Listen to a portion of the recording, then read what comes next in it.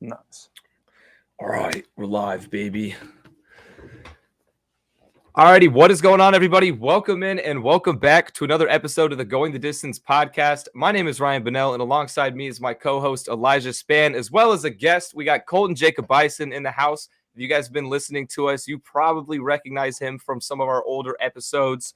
We're going to talk about a little bit of that, a little bit of this, but mostly NBA and UFC, as you can tell from the title of the episode. But first off, we're going to hit some Pro Bowl stuff because that's been all over social media lately. We got some head coaching updates in the NFL. Kyler Murray apparently deleted everything off social media. Who knows what's happening?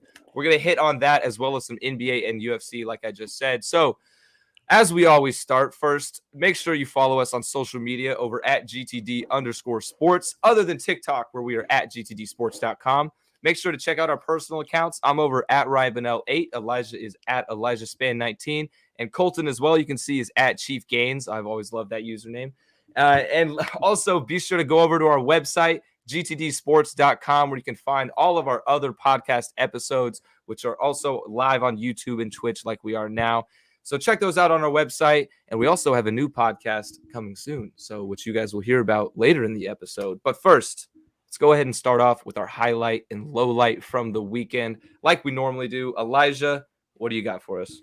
So, living in an apartment for like 2.5, 3 weeks now. I finally got my washing machine and dryer to come in, and I did so much laundry this weekend. That's that's how you know I'm getting old, because it's literally I was so excited to get that. I did so much. Not laundry, looking forward to that. So many clean clothes, dude. And I also built my bed. I've been sleeping with my mattress on the floor, just because like fuck it, I was too lazy to build the bed, and I couldn't get it done by myself. Cousin came over, we got it done. Slept great last night. Had the best night's sleep. So that was sick. So yeah. And then low light, bro, I got like 5, honestly. Shit. Don't like to hear that. Not nothing major, just like oh, that sucks. So today I wanted to go to the gym. I finally had enough energy to go to the gym after work. Did really good last summer. Went to the gym for like 6 months, gained like 30 pounds, started a new job, have not been able to get in it for the past 3 months. And so finally today I was like, fuck it, I'm going. I'm signing up for Gold's Gym because it's right there next to my new place. I go in, I don't even park, dude. I can't find a spot to park, but there's a lot of windows in the gym. So I'm like, well, I'm going to look in, like, see what it looks like. It was butt fucked with people. And I was immediately just like, no, I'm not going. Wait, okay, so I don't really have a comment on the gym, but I do just want to say, like, how you said you had like 5 lowlights.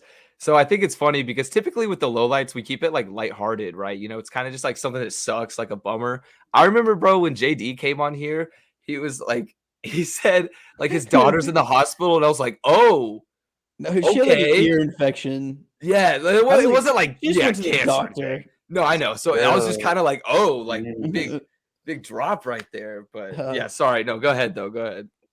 And then, dude, let's see. I guess my dog barks a lot. I got a note on my door that they complained. I don't know, that. But I never got a notification from management. So either A, she never actually filed the complaint and she wanted me to do something about it, or B, she's a serial complainer and they just ignored it. Either way, I'm on top. But you're winning right now. No, I did buy him like a bark collar, and motherfucker's been real quiet. I tested it out. I was like, let's see what it does to him, because it's like an app on my phone. So I like tapped it, dude. It jolted him. Like he like ran around and certainly it was not cool. Dude, I don't know if I could do that. I felt really bad, and I was like, whoa, like what did I do to him? And I realized that I actually did it on high. And I was like, oh, buddy, like, I'm so sorry. And so, like, I took it off of him and I held it. I was like, all right, I'm going to do it to myself. Oh, God. No. And I went, no, dude. I was like, it's like, that fucking got me. Because at first it's like, oh, it's just a vibration. Well, it's a vibration, just like a tiny, tiny shock. And so, bro, those intrusive thoughts got to you, dude. Oh, yeah. Gotta try. Dude, honestly, though, I would kind of want to try that too. I've always wondered what it's like to be tased. And that'd be like, all right. like a small step to that. Do you not, Colton? You don't want to be? I kind of want to know what it's like to taste. Maybe that fucking bet would have covered. Dude, I'm telling you, Elijah, you got to stop looking at it. Okay, for those listening, he's stressing about a live bet he could have hit, but he didn't. So you just can't do that to yourself. You can't. But alrighty though, Colton, what do you got for us? Highlight is hit a nice PR bench this week, so that was good. What's the PR? I hit 250 for a set of 5. It was a rep son. Yeah, that was pretty lit. Low light is when we were playing the Hawks yesterday. I say we, the Mavericks, my team. And Luka got 5 fouls with like 11 minutes left in the third quarter on a bullshit flop by Trae Young. But he still dropped a triple-double, right? Yeah, he did. Yeah, which is insane. And he only played, what, like 28 minutes? Mm-hmm. Yeah, if that. He might have played less. I'm not sure. Yeah, it's like I've been looking at Luka's prop betting, like for prop betting, and his rebounds are over at like 9.5. And I'm like, oh, I'm gonna take the under, dude. But then I look at it and I'm like, fuck, dude, he's getting a triple double like almost every night. Like, yeah, he's back in form, bro. He's catching bodies now, bro. Yeah, he's catching bodies. So hey. All right, my highlight is switching gears from NBA to NFL. It's been kind of my highlight for. Oh wait, no, oops. I have 2 highlights, kind of. I guess I switched them, but so one highlight is the fact that the Bengals are getting the media attention they deserve, because I've been talking about the Bengals for the last like 5 episodes, and I'm going to continue to talk about the Bengals because we're in the goddamn Super Bowl, guys. Anyway. So we're finally getting all the media attention, all the big guys like Stephen A. Smith. Everybody is weighing in on the Bengals, finally talking about us, whereas we never get national coverage. So that's nice to see. But my real highlight of this weekend was last night. Weird that it was a Sunday night, but it got rescheduled because of the snow in Texas. I went to my first concert since COVID has happened, and that was Corday, for those familiar. I know you guys probably know Corday. And ironically, he was also my last concert. It was like March 1st, like right before quarantine started. I went to a Corday concert, and now he's like the first person touring again. So that was fun. It was nice to be back, but I was kind of thinking to myself, if I got COVID anywhere, bro, it was definitely at that concert. I had bodily fluids that were not mine all over me. Like I was at the pit's will, bro, just jumping around. Nothing I could do about it. But yeah, he didn't have any cool openers really or anything, but he killed it though. I mean, have you listened to his new album? I have. I thought it was pretty solid. I think it's pretty good. Yeah. There's definitely more like certified bangers on Lost Boy, but it's still a good album. I was broke as fuck. Down up on my life. Yes.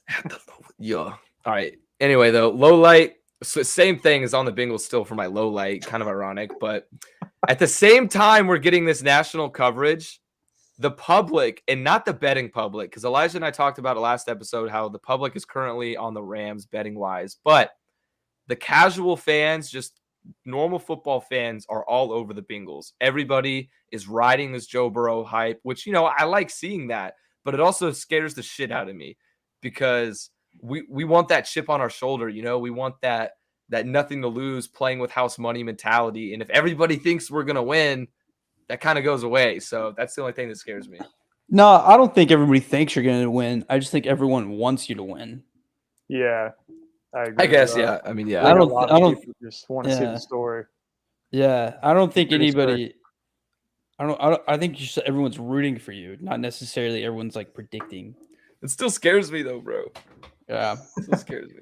All right. Anyway, though, let's go ahead and get into our Pro Bowl discussion a little bit. So Pro Bowl happened Sunday. It was weird. It happened at like 2:00 in the afternoon for us. So if you watched it, I watched most of it, not all of it. So some of it, yeah. Yeah, I don't really want to talk about the Pro Bowl game itself. I'd rather talk about just the idea of the Pro Bowl, because that's kind of been a hot topic. A lot of people have really been complaining to the NFL about just how soft it is and how weak it is compared to back in the glory days. We've heard that about every sport ever, about everything. But, I mean, it's kind of something to talk about. So, for the Pro Bowl, do you guys just in general, what are y'all's thoughts on like the 2-hand touch, rather than tackle? It was really dumb. But at the same time, though, like I can't really fault guys for wanting to play it like that because like you can get hurt, playing tackle football.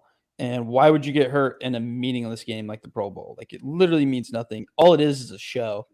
Exactly. I think I even looked at tickets. It was only like some tickets were only like $60 to go to the Pro Bowl, which would have been something to do. Yeah, that'd have been like cool to go as a fan because I bet you there's like cool shit at the Pro Bowl that you could do. Yeah, because it's like the whole weekend too with all the skills competitions and everything. Yeah, but like I don't know. It's just kind of dumb, and at this point, like I don't even know why we play it anymore.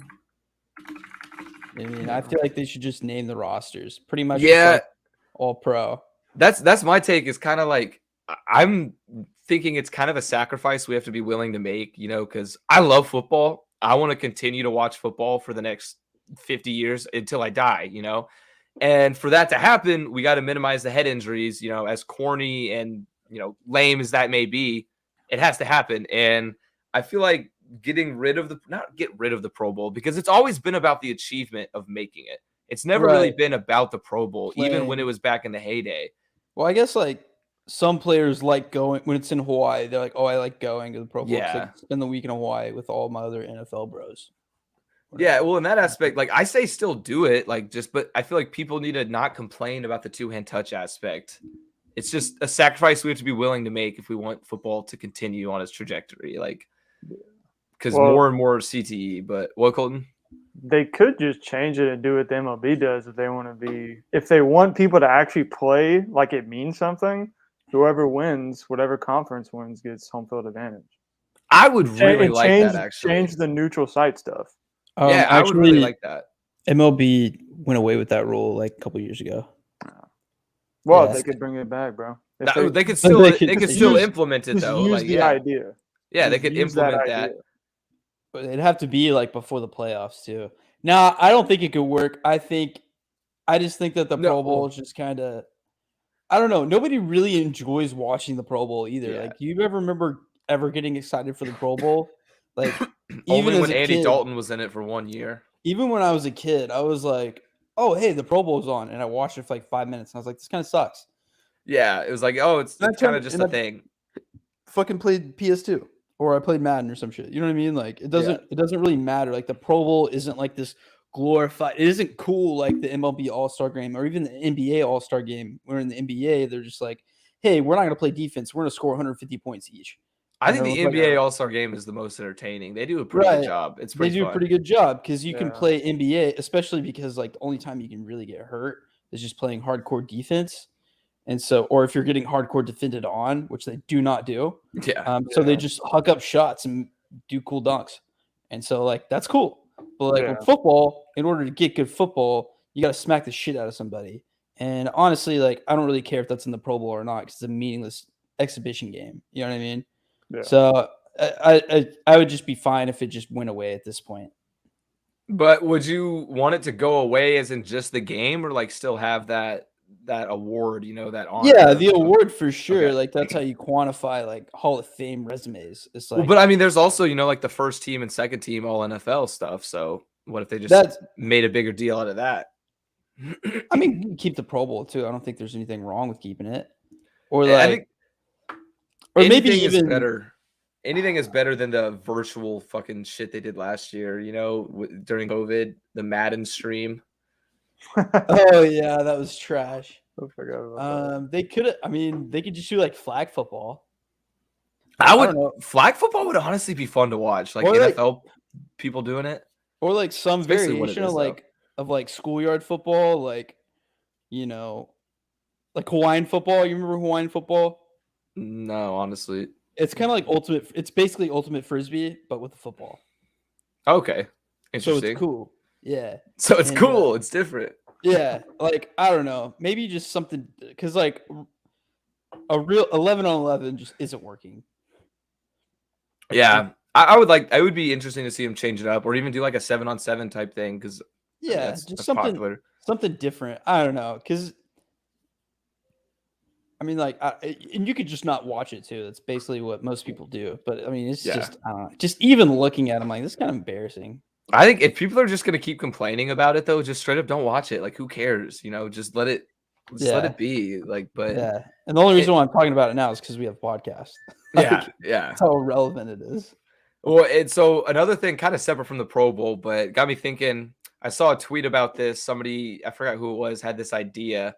Should the NFL implement a last place game where the two worst teams in the league, so this year would be like the Jags and the Texans, would face off for this before the Super Bowl, like the week before the Super Bowl, to decide who gets the number one pick?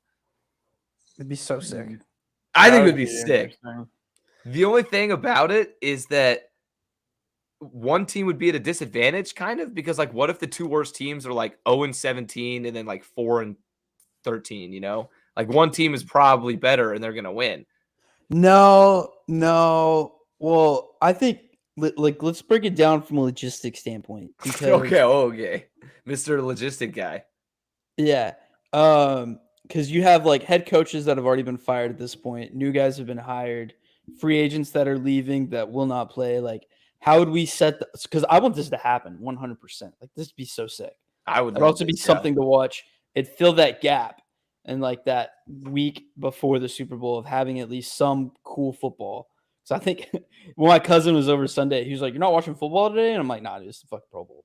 Like, yeah, like it's not even worth it. You might as well just wait. Yeah. So I didn't know what to do with myself there for a minute. So like this would be a good little like just a good little niblet of football before the week before the Super Bowl, and it'd be massively entertaining, and you could have something to root for, and you could have something to bet on. Yeah, I mean, I still bet on the Pro Bowl just because I'm a degenerate, but I thought AFC, baby. I didn't pull the trigger. I was gonna bet AFC and then the under, which would have been a mistake. So glad I didn't. Dude, I would have taken the over. I didn't realize the line was at 64. But no, with this game, though, the only thing that – because I would also love to see this happen. But the only reason I think the NFL would be turned off by it is if whoever wins that game is technically the better team of the two. So why should the better team get the first draft pick, you know? I don't know. I mean, NFL's entertainment business be wildly entertaining. I think that game would bring them millions of dollars at being the only NFL product. They should call it like the Trash Bowl or something. I don't know. Toilet Bowl. Yeah. I mean, whatever. Just do it. Make it happen, Roger. I'm down. That would be the first thing Roger Goodell's done right in his career. But all right, anyway, other than the Pro Bowl, the only other thing from that, which isn't really anything to talk about yet, is Alvin Kamara got fucking arrested. He got in trouble Saturday night, played the entire Pro Bowl, and then got arrested immediately after the game for like assault and battery at a bar or something. Got too drunk, beat some dude's ass, I guess. Don't really know the full story, but I just thought that was kind of interesting. I thought I'd include that. But alrighty, though, we got also, before we get into our basketball talk, we got some new head coaching updates in the NFL. Elijah, I'll let you go ahead and take this one away. Yeah, but before we go to that, Alvin Kamara beat the shit out of that dude. Oh, really? Yeah, like bad. Like real bad. I think I'm laughing, but it's probably not funny. 8 times, and his buddies stomped to the ground. A couple broken bones. I think he literally broke his face. God damn. So he beat the shit out of him. I was reading it before we started. But on to head coaching updates. Just casual transition, yeah. Let's see. Dennis Allen, Saints defensive coordinator, is now the head coach. He was the head coach for the Raiders like almost 10 years ago now, from 2012 to 2014. He had an 8-28 record. He was considered he was only like 39 at the time he was hired, which was like crazy. It was before Sean McVay, so people were like, "Oh wow, like he's really young," and he was seemed as like not ready to be a head coach yet. So now, I guess he is. He's almost like, I think he's like 48 or something now. And then he's been Saints DC since 2015. So I feel like they would have hired I was talking to when we talked last time about coaches, about the home run hire per se. And I don't necessarily think this is that. And especially in terms of, look at how big of shoes you have to fill with Sean Payton and the legacy he left in New Orleans. Like, I guess, he's been homegrown, you could say, because he's been there since 2015. But still not sure this is the guy Saints fans even would have wanted. Have you seen like any reaction about it or anything? No, it just happened today. I haven't had time to like browse Reddit or Twitter. Yeah, because I don't know. I feel like it's like just it's not terrible because it makes sense, just promote the guy that's been there for a while. Yeah. But at the same time, it's just like it's like a good hire, but not an overwhelming hire. Yeah, like, which is what I would have expected to replace Sean Payton. It's like, oh, cool, we didn't fuck up. Like, yeah, I'm sure could have been worse. Good, So yeah, they could be the Texans. Yeah, I thought they should have probably gone with Bieniemy, honestly. But no, it's Dennis Allen. I'm sure he'll be fine, or he won't be. I guess we'll find out. And then next up, this one's just crazy. I don't get it at all. Lovie Smith hired by the Texans. That's what I'm saying, dude. That's why I said you could be the Texans. I think this is one of the worst hires. I just don't like it at all. Yeah. I thought David Culley was a filler guy, for this one. He was kind of a puppet for them in their dog. I don't know what to call it. Rock bottom years. He was a lame duck. He was a lame duck head coach. Yeah, exactly. And Lovie Smith is not the guy to get you out of this state. Not the guy to turn things around. So he was 81-63, 9 years in Chicago. I've actually heard some Bears not terrible. I've heard some Bears fans say that they never should have fired Lovie Smith. I don't know. That was a long. He probably would have been better than Matt Nagy. So that's for damn sure. And then he went 8-24 in 2 seasons with Tampa Bay, and then he went 17-39 head coaching at the University of Illinois. Yeah, I remember when he was in college. Yeah, he was terrible. Jeez. And then Texans DC last year under David Culley. So, like, what are the Texans doing? Like, they might as well have just kept David Culley for another year. Exactly. David Culley might have even been better than Lovie Smith because he at least won, 4 games? Won 4 games with Mills at quarterback? And Davis Mills. I mean, disgusting. They won 4 games with Deshaun Watson the previous year. So, like, if they're going to go ahead and hire Lovie Smith, with that thought process, they might as well have stuck with David Culley because, like, it'd have been different if they went with something crazy or different. Like, if they would have hired Josh McCown, I'd been like, oh, okay, that's probably why they want to go like some crazy idea and like mix it up. But really, it's just kind of like super meh. Kind of out of left field too. Like I did not expect Lovie Smith's name to be thrown around in the head coaching ring at all. Honestly, who would have thought Lovie Smith would have got a head coaching job before Kellen Moore, Byron Leftwich, and Eric Bieniemy? Dude, hey, at least there's another minority head coach, so something. But I guess David Culley, so just replace him. Yeah, so that'll help their NFL's diversity numbers because they're not great. Not good to say the least. Dolphins hire former 49ers OC Mike McDaniel, who's actually, this is crazy. He's like mixed, but he looks super white. I didn't know that. So he counts as like, I think Dolphins got like some compensatory picks because he's like technically like 1/4. Dude, they get picks because of that? What? They get picks because of that? Yeah, you get picks. You get That's compensated. dumb. I mean, I'm all for hiring minority coaches. Like, don't get me wrong, but that seems kind of backhanded. Yeah, backwards. Yeah, Colton's just shook. He's like, what? It doesn't make sense.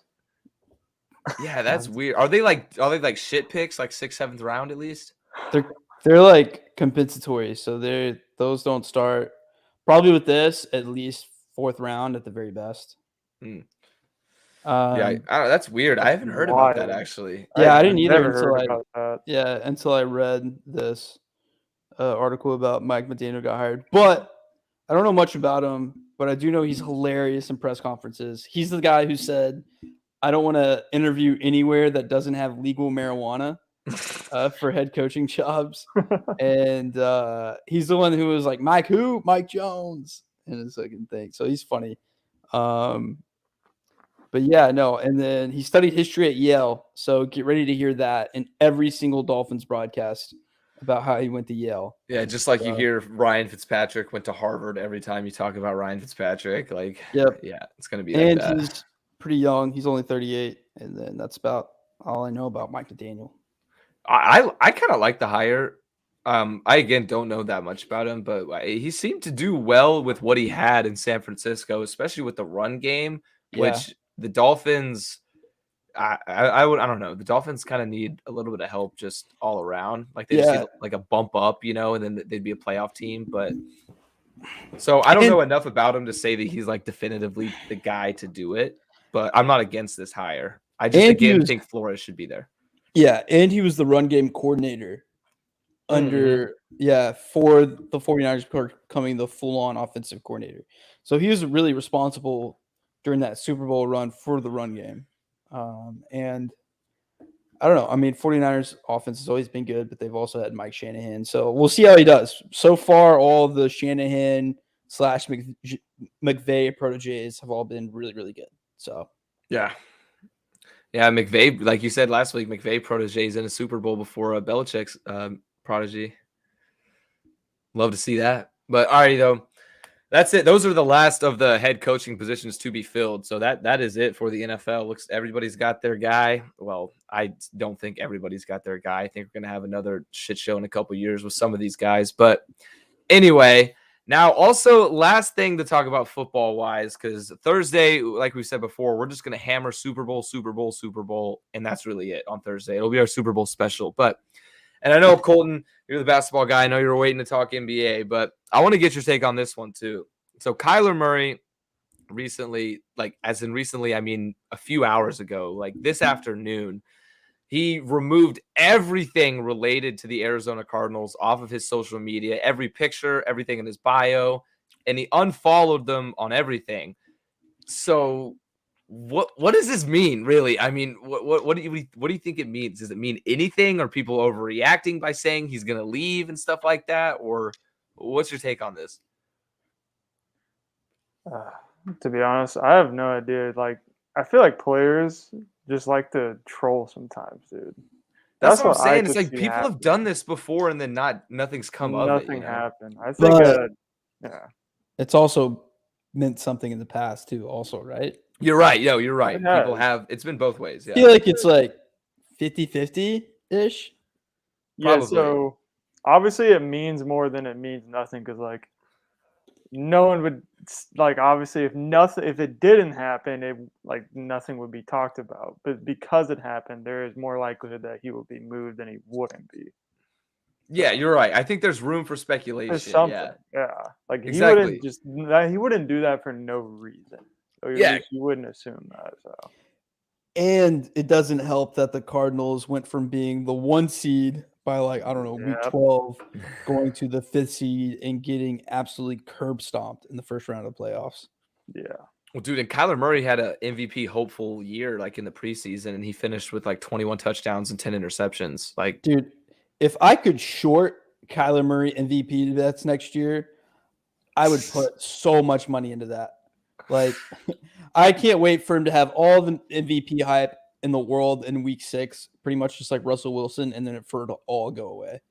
I mean, that was literally like Russell Wilson every year for the last 5 years. It's been 2 years in a row now where this has happened with the Cardinals, and I'm just not buying it anymore. It's because it's Cliff Kingsbury, dude. He did this every year at Texas Tech. They would start out 5-0, and then they would go 6-6 for the year, something like that.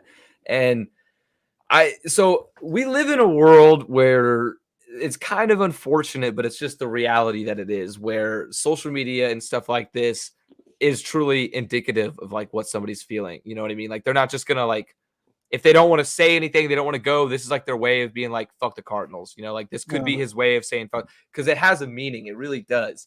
And so that's why I think there is room for speculation to talk about what it could mean. Does it mean he's leaving? I've also seen pictures of Murray in an Oakland A's uniform circulating the Twitter sphere, because he got drafted top 10 overall. I think that's a stretch. It's a big stretch, but absolutely not. That'd be wild. Yeah, dude, if he just fucking quit football.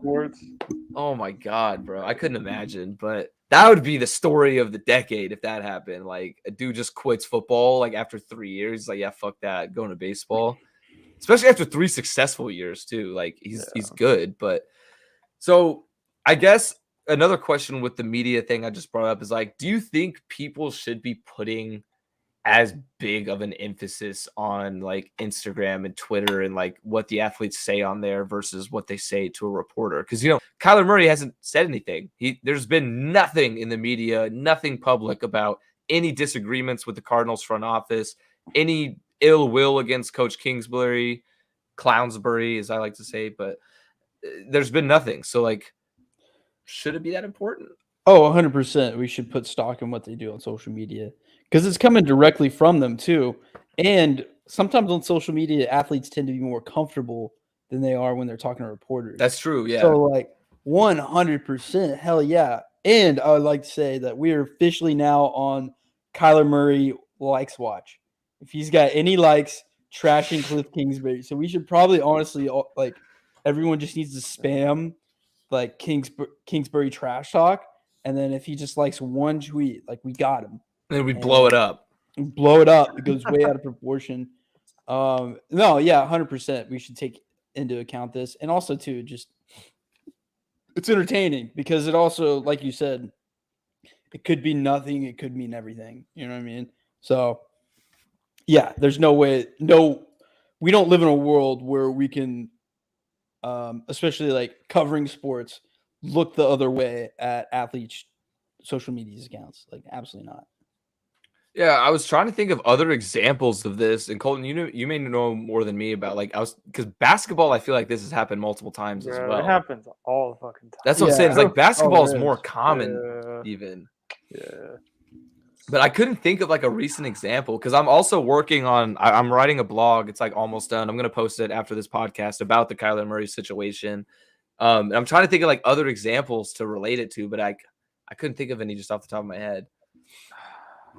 I know there's been a few though, but it's been a while, I feel like, so it's kind of tough. Yeah, it has been a while since I've seen anything where like, well, I mean, Cat, I don't remember if that was the beginning of this season, but I think it was.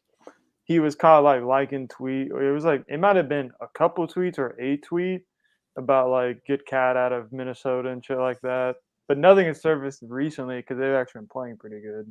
Yeah. I love what you said too, Elijah, about like watch. That was funny. But what were you about to say, Golden? Yeah, no, that's really it. Like, that's the only thing I can think of in recent memory for the NBA. I wonder, it happens so much with NBA guys. I wonder how many times they forget that they're on their main account. They think that they're on their burner. They honestly, I think so too. KD I do remember with like 50 accounts. Yeah, I do remember seeing something about Julius Randle.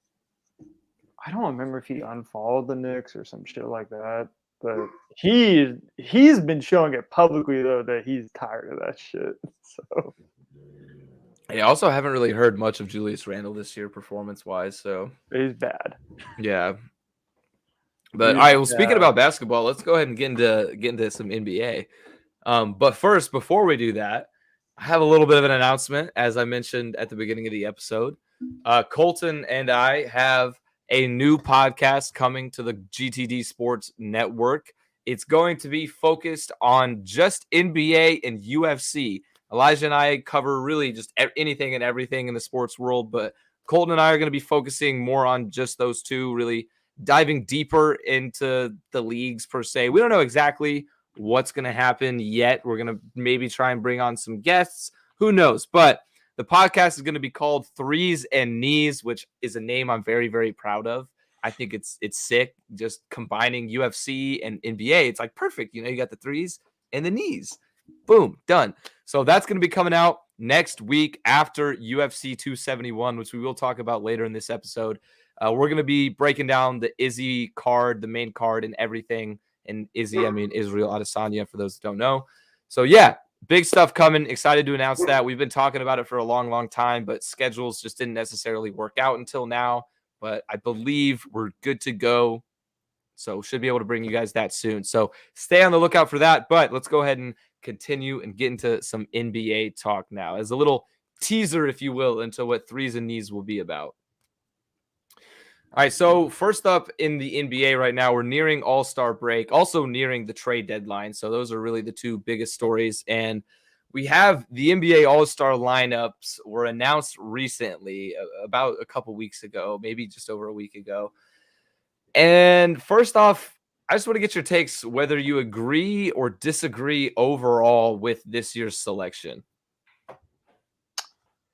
I mean, overall, yeah. I think everybody that should have made it. My biggest thing is, I wouldn't even say this is a hot take. It's just I feel like this is a common thing that people think. I think they should just do away with guard and forward, and I mean like front court and back court spots. It should just be the best players. Yeah, I think so too, 100%. And there's so many, like, bro, DeMar DeRozan literally has not played guard this year almost at all, and he's starting at guard. Yeah, that's doesn't make any fucking sense. It doesn't make sense. Yeah, because a lot of times too, there's just not as many, and I know it would kind of single out the big men, but I would say there's probably not as many centers that would make. Well, they need to get better, bro. I can't argue. I agree with you. I mean, I'm saying like I think the best players should make it too. Yeah, like best players should make it, bro. I'm tired. How many centers would make it? Like what, 3, 4 that are honestly worth it? Gobert, Jokic, Embiid. Definitely, yeah. I think Jared Allen. That's what I was about to say. Jared Allen is so underrated. Also, I love Jared Allen. Bam probably would have made it if he was healthy. Hurt. Yeah, and if he was healthy. Cat. So like those 6 centers, I might be forgetting someone, but those 6 centers will always be in the hunt for making the All-Star game. I mean, Jokic and Embiid are going to make it no matter what if they're healthy. Right. They're too good to not make it, and probably Gobert too, because the Utah's always good, and he's a great defender. So. Yeah. Yeah, that would be my take in general. Wiggins making it is still kind of wild, but like so many people are injured. I think there's room for Wiggins to make it, but not to start. Yeah. Like he's starting, bro. Luka Doncic is in the reserves. I know he was hurt. He's been hurt and missed. Luka's a guard. Exactly. Yeah. Okay. I guess that just goes back to that argument. You're right, because it doesn't matter. Yeah. If Luka was if he was a forward, I would agree. But he's not. He's a guard. I don't know. Luka's kind of a small forward. I feel like. He plays point. Well, yeah, but LeBron James plays point, and nobody. Yeah, LeBron should be listed at guard, to be honest. But hey, that's what goes back. Bro. LeBron is just everything, dude. He's 1 through 5, dude. LeBron, if you categorize him, he's a 4. He's a 3-4. He's a 3-4. My guy, he has literally brought the ball up probably more than anyone on his team since he's been in the NBA. He is because he's LeBron. That's why. He plays point guard, bro. Bro, but you could say that about every star, though. I mean, look at 2K. You play 2K, and half the time when the game's close, it just gives it to your star player, not your point guard, to take it up the court. Yeah, that's when it's close. LeBron does like the whole fucking game, bro. He does, but point guard, bro. It's LeBron. It's different. Anyways, it doesn't really matter. All I'm saying is this: you get rid of the positions, everything would be more smooth. Like when you really think about it, though, like who isn't injured that should start over Wiggins? I really don't know. I can't really think of anyone. I mean, so the starters were Jokic, Wiggins, and who's the other one? I can't even remember. It's Steph, Ja Morant, Jokic, LeBron, and Wiggins. It's just the 4, and then it's just he doesn't fit Wiggins. In. Don't get me wrong. Doesn't belong. But I think he does deserve the spot. In terms of All-Star, he's averaging 19 points a game. Yeah, he's shooting ultra efficiently. Unless he's dipped in the last couple games, he's been shooting almost 50-40. He's shot over 40% for most of the year from 3. Yeah, and then close to 50% from the field. I mean, Draymond should have made it over him. Draymond's injured.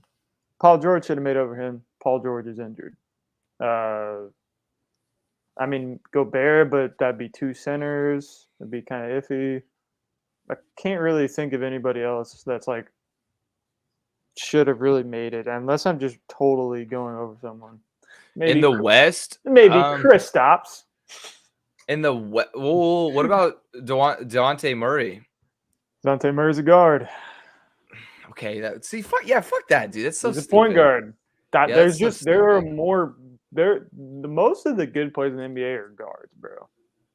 Yeah, because I thought Murray got snubbed. I thought Murray deserved an All-Star he got put in this year. Oh, now he's in for Draymond, I think. Yeah. Oh, okay, cool. I didn't know that. He got put in. He and LaMelo got put in. Oh, that was the other guy I was about to say I thought got snubbed was LaMelo. You could even make an argument for Bridges. Well, I guess that kind of leads into my next question is, who got snubbed, Well, LaMelo actually got put in as a reserve. Yeah, that's what Colton was just saying. That's Oh, what yeah. I'm saying, yeah. Yeah. He Oh, got sorry. put in for KD. yeah, KD. I was trying to think who's injured. Yeah, KD. Oh, damn, it's Team KD, and he's not even Yeah. gonna be playing. That's funny. That's how it goes, man. Coached by Eric Spoelstra, though. You know what's up? First in the East. Yeah. KD just can't get out of the way of his freaking trash can teammates falling into his leg. It's like the third time it's happened in his career, I swear.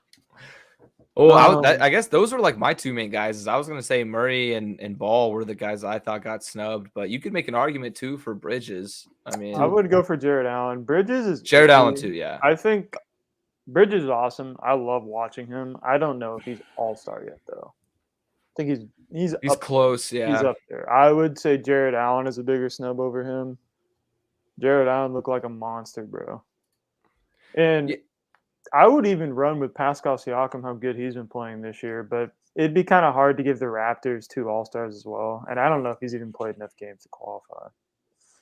It is nice to see Fred Van Vliet get the All-Star, though. Yeah, he's awesome, bro. From undrafted to All-Star. He's yes, sir. Stud, man.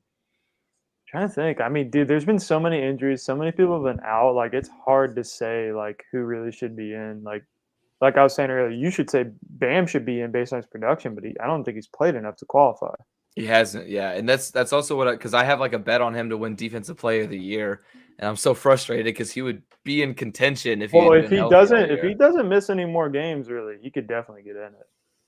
Yeah, because he didn't miss like a crazy amount. I think he missed like 10 to 15. I want to say I looked at it earlier. He's at like 35 or 36 games played so far. So yeah, he'd be on pace. I think it's either 75 or 80% of your team's games played to qualify for stuff.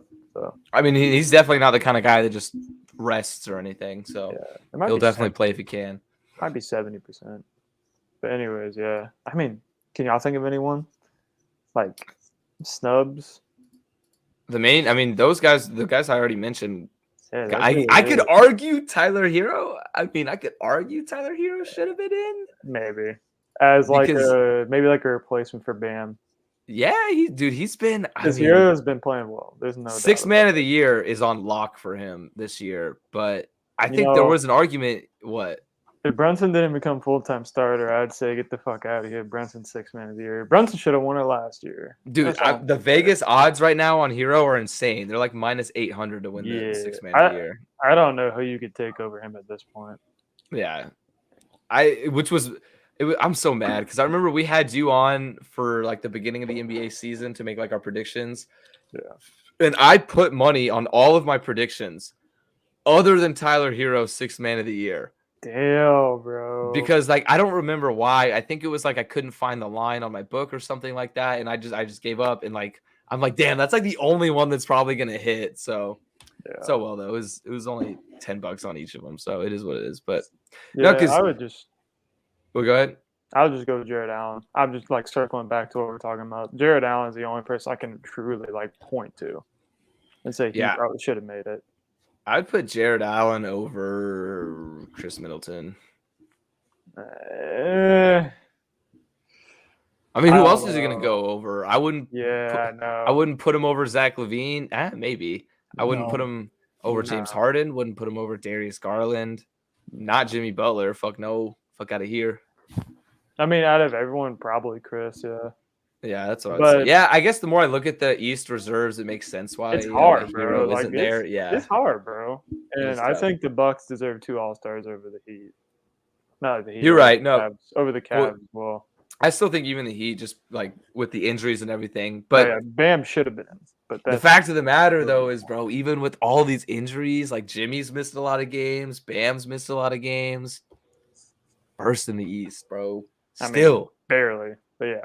Okay, yeah. The East from like first to sixth is like I think it's 3 games. Yeah, it's either like 3 or 4 games right now. And let's be honest here, bro. KD don't get injured. Nets are still in first. They've lost 8 in a row since. I know. Okay, I know that, but maybe not first, bro. I don't know. That boy had that giant backpack on this season. He would have been MVP if he didn't get hurt. I mean, he definitely would have been one of the favorites, but I don't think it'd be between him and Embiid. Or LeBron. Don't say LeBron. They're not even fucking above 500, bro. I don't want Dude, I don't care, but LeBron has been doing it though. That doesn't make him MVP, bro. You know that. It should. Stop it talking should. and lose. No, bro. Stop. The only reason LeBron's not in the conversation is because people expect so much out of him every year. Dude. No, it's because he drops 28 points a game. They're like, oh, it's just because it's LeBron, and they don't respect his greatness. Suck, dude. His team sucks. It's not him that sucks. But it doesn't matter. So Ryan, you're like the type of guy that has LeBron as his Twitter avatar and comments. Twitter replies to every single KD and Steph Curry tweet to win a real ring. Okay, maybe not that far. That's how you're acting right now. But it's a little bit. You got to take it into account. I feel like. Yeah, but you just gotta for fifth place in the MVP, conversation. Sure, I'd be okay with that. At least it's in the conversation. That's it. Not until his team his team at least has to be out of the play-in, bro. Bro, what's crazy is the Lakers are somehow gonna make the 7 seed, 8 seed. They're gonna go to the finals somehow. LeBron's gonna do it. Bro, you sound like Jacob, bro. I can't stand it. No, I'm just kidding. I really totally different reason. He's saying Westbrook's gonna turn it on. Like, gross, dude. Disgusting. Like, bro, shut the fuck up, man. I've been enjoying all the Westbrook just dog shit clips. I kind of feel bad for dropping him, the ball and stuff. I feel bad for him, but I'm also just like, bro, can you not change your game at all? Are you not good enough where you can change your game? He refuses. Yeah, he literally refuses. It seems like he literally doesn't fucking care. Dude, at one point in the year, dude was shooting 58% on dunks. It's not very good. Hold up though. 1 second, guys. Kansas plus 2.5. 26-31 with 5 minutes left in the first half. Wait, Kansas is down? Bro, a lot of sharps are on Texas because they're the home team.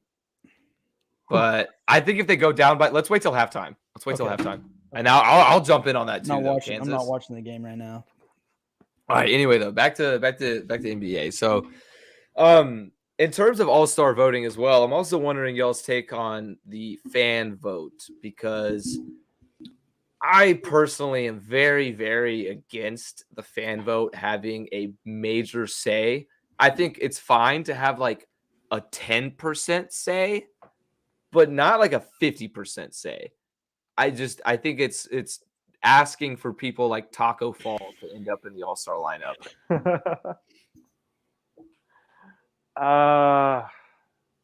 It's just hard to say, bro, because like the All-Star game is literally for the fans. That's the thing. Yeah, it is, but it's hard to say, bro, because I don't know if 50% is the right thing though. Well, like we said though, also too is like the NBA All-Star game is also a lot more legit than like other exhibition games. Probably it's the most legit in terms of like who gets in and what the product is. Like NFL Pro Bowl, even if you get in sometime, like Mitch Trubisky went to an NFL Pro Bowl. You know what I mean? Like, Christ, it's actually like. Yeah. That's wild. Yeah. So like, but like getting into an NBA All-Star game is like a true accomplishment. Like it really means something, especially for like up and comer guys or like first time NBA All-Stars. Like, yeah, I mean, obviously for like Kobe and LeBron, it's definitely different, but like it's a major career accolade. Like, is this LaVine's? Is it like Zach LaVine? Is this his first or second? This is first, I believe. I don't think he's ever been an All-Star. So yeah, that's huge for Zach LaVine. Yeah. This is like his coming out party of being like an actual legit dude. Yeah, you know what I mean? That is true. Party. Oh, no, grow up. We got a few comments as well, agreeing with basically what you just said. Fuck the ASG until they get rid of fan voting, as well as when it's used as a major accolade, it's kind of ridiculous to let fans have so much input. Yeah, and I agree. That's because going back to what Elijah was talking about with the Pro Bowl and the NFL, like it should still be registered as a Pro Bowl selection because it's such an accolade in like the historical discussions. And same thing with the NBA. So like that's another reason why I think the fan vote is a little bit kind of arbitrary, but I think that there should be a little bit because you're right that it is for the fans. So they should have like a say. They should feel like they're being able to participate, but not really, you know? Okay, counterpoint to that argument, though, on your accolades, it doesn't say whether you're a starter or a reserve. And if you're truly worthy and you didn't get in as a starter because of the fans, the coaches are gonna pick you, bro. Right. That's the only thing. Now, like Wiggins, the Wiggins is just a weird case. Like always going back to him because everybody feels like he shouldn't be in it. Like I mean, yeah, he's the outcast, yes. Bro, to be honest, like I don't know, like he might have not made it with the coaches, but like when you really look at it, it's hard to find anyone like we were talking about this year that should have made it that didn't, especially with injury replacements. Yeah. That's the other thing too. It's kind of weird that it's such like a high accolade for Hall of Fame and stuff like that and your legacy. But then you can have 5 people get injured and 5 extra people make the All-Star game that probably shouldn't have. Right. So I don't know. Yeah, I mean that also happens. Yeah, that happens in every sport. It seems like because like Elijah said, Mitch fucking Trubisky made it, dude. Yeah. There's no doubt. It's a weird thing. All NBA is even worse, though, in my opinion. Yeah, but that's really it for the All-Star game. What day is the All-Star game? I forgot what day that's on. It's coming up soon. No idea. But anyway, though, in terms of other big NBA news, is the trade deadline is coming up on February 10th. We're 3 days away, so probably going to have some chaos happen in a few days. But there's already been a little bit of chaos going down. Nothing major, but there's been a few big trades. So let's go ahead and talk about some of them. First up, I think this might be the biggest. It's either this or the LeVert trade, but the Clippers just pulled in Norman Powell and Robert Covington from the Blazers, and they gave up Eric Bledsoe, Justice Winslow, Keon Johnson, and a second-round pick. So basically scraps and pennies for 2 solid players. And Norman Powell, I think, has a lot of potential as well. Yeah, do you want to go in on that, Elijah, or me? Yeah, no. I think the really only input I have on it is that like Blazers just like, what are they doing? That's my main thing. Especially if they want Dame to stay. Yeah, this is full on like Blazers should just clean house. They got rid of their 2 solid players for, like you said, pennies. For nobody, just to get money off the books, basically, I think was the real reason why they made this trade. Yeah. So it's just kind of like, what are you doing? So like, I want Dame to leave now. 100%. Because like Eric Bledsoe's 50 fucking years old, dude. He's a dinosaur. Speaking of that, did y'all see what Dame said on his IG Live? Oh God, did he comment on it? No. But he like said something to LeBron, and he said, "Hey man, make that call." Oh, wait, I did hear about that, actually. Yeah, I did hear about that. I don't give a fuck what anyone says, bro. He's trying to get traded to Lakers, bro. Bro, get rid of Russ. Give Russ to the Trailblazers, There ain't no way they're taking that. Dude, get rid of Russ, bro. Dude, give Russ and 3 first-round draft picks. Honestly, dude. I don't give a fuck that, bro. Kristaps and a couple picks for Dame. Let's go. Hey, I wouldn't mind seeing Dame in the Mavs. I would like to see that, actually. Dame and Luka would be weird, though, I feel like. It would be a weird combo, yeah. But it would be nasty. Because they're both, like, takeover scorers, you know? Like, they just get the ball, and they're like, all right, I'm going to do my shit. Yeah, but Luka's arguably the best passer in the league, too, so I think he'd like Luka's just so good, dude. Yes. I'd like to see Dame actually go to the Knicks. I would love that, too. I would really like that. I actually think that would be cool. Having the Knicks like be actually good, so I can stop hearing like all this complaining about the Knicks being bad. And I think Dame would actually being they were good last year, but now they're back to being trash. For some reason, I don't know, but that I would be down for that. I would be down for Dame in New York. Nah, I would like to see that too. Fuck the Knicks. I don't give why. A fuck, bro. I'm tired of hearing Knicks on Twitter, bro, and they're like, "Oh my god, we won the Kristaps Porzingis trade, blah blah blah." And I'm like, bro, they lost. Fuck out of here, bro. Dude, no, I will say Knicks fans are some of the most annoying NBA fans in the league. I can't argue with that. They're stupid, bro. Stephen A. Smith is a Knicks fan, like. Yeah, case in point. That's telling right there. Yeah, that's telling. I mean, Stephen is not that bad, but like. Some of them. He's just sad, bro. He's like a sad Knicks fan. He's not as annoying. He's just sad. Like, I hate what we're doing. He's sad, boy. He's funny. Yeah, it just wants it to end. But anyway, another big trade as well, which pretty big name, Karis LeVert from the Pacers is going to the Cavaliers, which I think is a beautiful move by the Cavs. Just I think it was perfect.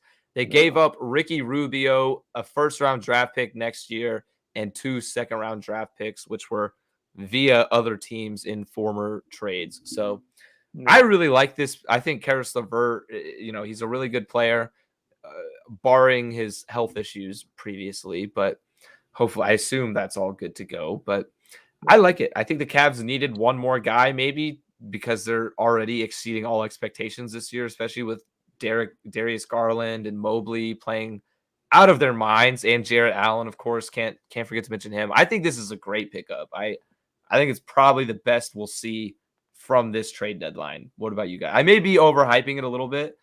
What's y'all's take? I think the Clippers pickup was better. Clippers definitely got way more value. That's true. They got a better deal. You're right. Yeah, way more value. Now they did get a better deal. Now both their superstars are injured, so it's probably not going to matter as much unless they come back. But I mean, I don't know. I think I'm honestly surprised they had to give up that much for Karis LeVert. Knicks fans are definitely the Cowboy fans in the NBA. I agree. Yeah. But what's it called? Oh, that's my train of thought. I was gonna say I'm just surprised they had to give up Rubio and a first and 2 second rounds just to get Karis LeVert. Yeah, that is true. Well, and they also got a second round pick in return. I mean, still. And then the only it was one second round. The only thing that concerns me about that is if Colin Sexton comes back this year, how's that all gonna fit? It's a good question, because the fact of the matter is they've been doing all of this without Colin Sexton. That's the crazy part. And Colin Sexton was literally the best player last year. Yeah. And I think he might be even when he comes. I don't know, though, dude. Darius Garland is playing so fucking good. Darius Garland turned into a stud, bro. Yeah, he's so good. I mean, and I'm just a big Jarrett Allen fanboy. Maybe it's me. I just really like him, his style of play. Mobley's a stud, too, bro. Like, they just got a really nice young core. Even Markkanen's not awful. Yeah, no, definitely. You're right. They have one of the best young rosters in the league, and I mean they're like fourth in the East right now. With they're this, definitely up there, bro. They're in that top 6, so it's within 4 games. I know that. Yeah, definitely. They're up there, so I mean, hey, that's a good trade. I'll definitely say, and it's pretty cool to see LeVert and Allen already back on the same team. Yeah, that was interesting. They should both still be on the Nets. I still think that was the James Harden shit is not looking too great now. Well, apparently it came out that the Nets are not open to trading, just open to discussing, fancy wordage there. They're open to discussing trading James Harden to the 76ers in a Ben Simmons package. Okay. I guess we can go ahead and talk about that. What do y'all think about that if that would happen? I want it to happen so bad. I do too, bro. Just because fuck the Nets, dude. Yeah, I just want this. Bro, if they get Ben Simmons, they're going to be better. I disagree. 100%. I disagree a lot. Okay, based on the trade packages I have seen people propose, if this happened, they would be better. If they got Ben Simmons, I haven't seen the package I saw was Ben Simmons, Seth Curry, and a first-round pick for Harden. Okay, if that's the package, 100%. If that's the package, that is 100% worth it. I can't argue with you, but I don't know if straight up is necessarily worth it. No, but it might be worth it if Harden's literally just gonna fucking leave after this year, because it sure seems like he wants to. Yeah, apparently he doesn't like living in New York. I've heard something also about the income tax. He's like, wait, I'm getting so much less money playing in New York than when I played in Texas, which is kind of just funny. No cap, bro. He's probably getting a fat chunk of his money taken out. Oh yeah. No, I want to see it just for purely chaos standards. Yeah, that's another thing too. Is that would be chaos? Be cool. Yeah, it'd be interesting to see. But how would that work out though with Ben Simmons and Kyrie Irving? What do you mean? They're both point guards, bro. Run Ben small ball 5. That team OP. Ben small ball. I mean, I know he's a big point. I know he's a big point guard, 6'10", 250. Oh wait, he's 6'10". I thought he was 6'8", 6'7". No, he's 6'10", 6'10", 250. Shit, he could literally be a better. Okay, I don't know if he'd be better on defense than Draymond. I think those are two like of the best defenders in the NBA. But his passing ability is a little bit better than Draymond's. He could literally be what Draymond does for the Warriors, but he's more athletic and he's bigger. And then but I don't know if you would want to. He could literally just get it to shooters to KD, Patty Mills, and Kyrie. But do you think he would take on that role? Yeah. Well, I think he would because if there's anybody to get somebody else to take on a role, it's Kevin Durant. I would say it's LeBron James over KD, but you're right. Yeah, what about Russ though, huh? Bro, Russ is just cancer. He's different, bro. Russ is just cancer. To the Russ. Even though he made that comment after the game, he's like, "You just got to take responsibility for your own actions and stuff." I was like, "Bro, why don't you just say to his face, my guy?" KD would be more of a bully. Nah, KD. Look, I love KD. I don't know what he would do. But I feel like he would just straight embarrass Ben Simmons, just like belittle him into doing it, but like in a respectful way. So Ben Simmons would be on board with it. You know what I'm saying? Just because KD could pull that shit. Maybe. He'd be like 1-on-1 right now, bro. Let's go. And then he would just like sit at the rim and wait on him. Yeah. Alrighty, whoever wins this gets their way. Those are really the big trades that have happened so far. There's a few that happened a while back in January, like small trades. I mean, like there was a 3-way trade. The Nuggets got Brian Forbes, Celtics got Bol and PJ Dozier, and the Spurs got Juancho Hernan Gomez, a 2nd-round pick, and cash. So, I mean, kind of just a small trade. Also, the Hawks and Knicks. The Hawks got Kevin Knox and a 1st-round pick from the Knicks, while they got Cam Reddish, Solomon Hill, and a 2nd-round draft pick. I think the Cam Reddish is actually a pretty good pickup for the Knicks. I like that a lot. Has he even been playing? I don't think so because I haven't really heard about him on the Knicks because that happened nearly a month ago now. It was January 13th. Yeah. I mean, he should be good. He's got potential. Who knows? We'll see what happens with that. I thought it was definitely a steal for what they gave up. Like, any team would be stupid not to take that trade. This is another interesting one. This happened over a month ago, but because I know Rondo got traded to the Cavs from the Lakers, Rajon Rondo, but the Lakers in return got the draft rights to Louis Labiri. Do you know anything about that? I don't know who that is. Me neither, but I didn't think they just instantly gave draft rights to a specific player. I thought they would give them draft rights to the pick. Must have been well, I guess that works out for like international players because sometimes international players will stay in like their league. That's what I was thinking. It's like a Euro stash player. Yeah, because I think who was it? I can't remember the guy who it was, but like he got drafted, but he stayed another year in Europe and then came. People were hyped about it. I'm completely blanking on his name, but like it happens. I think Rudy Fernandez did that back in the day. Yeah. But yeah, no, it's definitely not. It's not as common anymore, but it definitely happens still.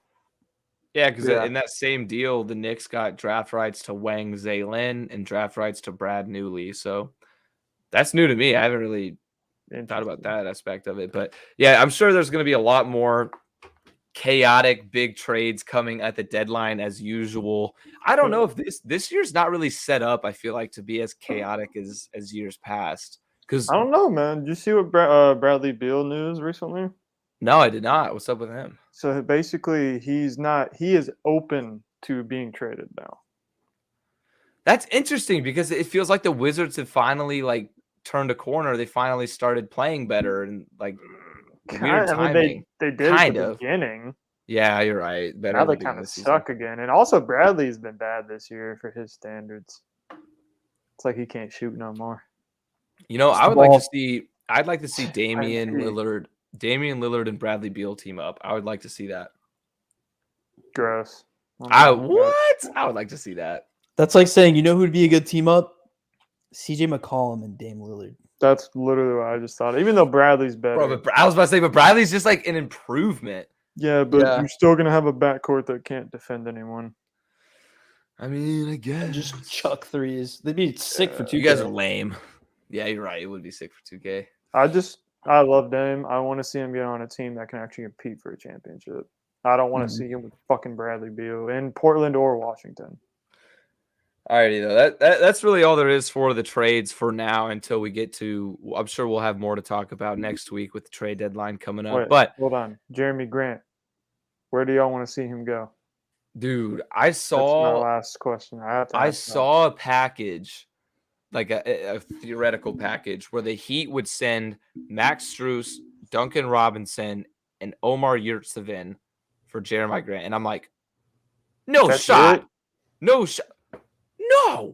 No shot. I'm not giving all three of them up. My guy. And I think it also had like a second round pick, but not doing my guy. it. Not yeah, okay. It. The only reason you're wild if you're talking about talent wise, you wouldn't do that. Are you talking about talent wise? You wouldn't do that. I want to see Max Strus and Omar Yurtseven develop, especially Omar Yurtseven. You really think he's gonna be something, bro? Nah, dude. I think he will be a solid backup to Bam. Why the fuck would you not trade for a starting caliber 3 and one of the best 3-and-D people in the NBA? I mean, Jeremy Grant's a fucking stud, but I don't know. I don't know if he'd fit there. He'd be a third option. He might even be a fourth option. Because especially if Oladipo's healthy, but I don't know if we're going to be able to retain Oladipo is the thing.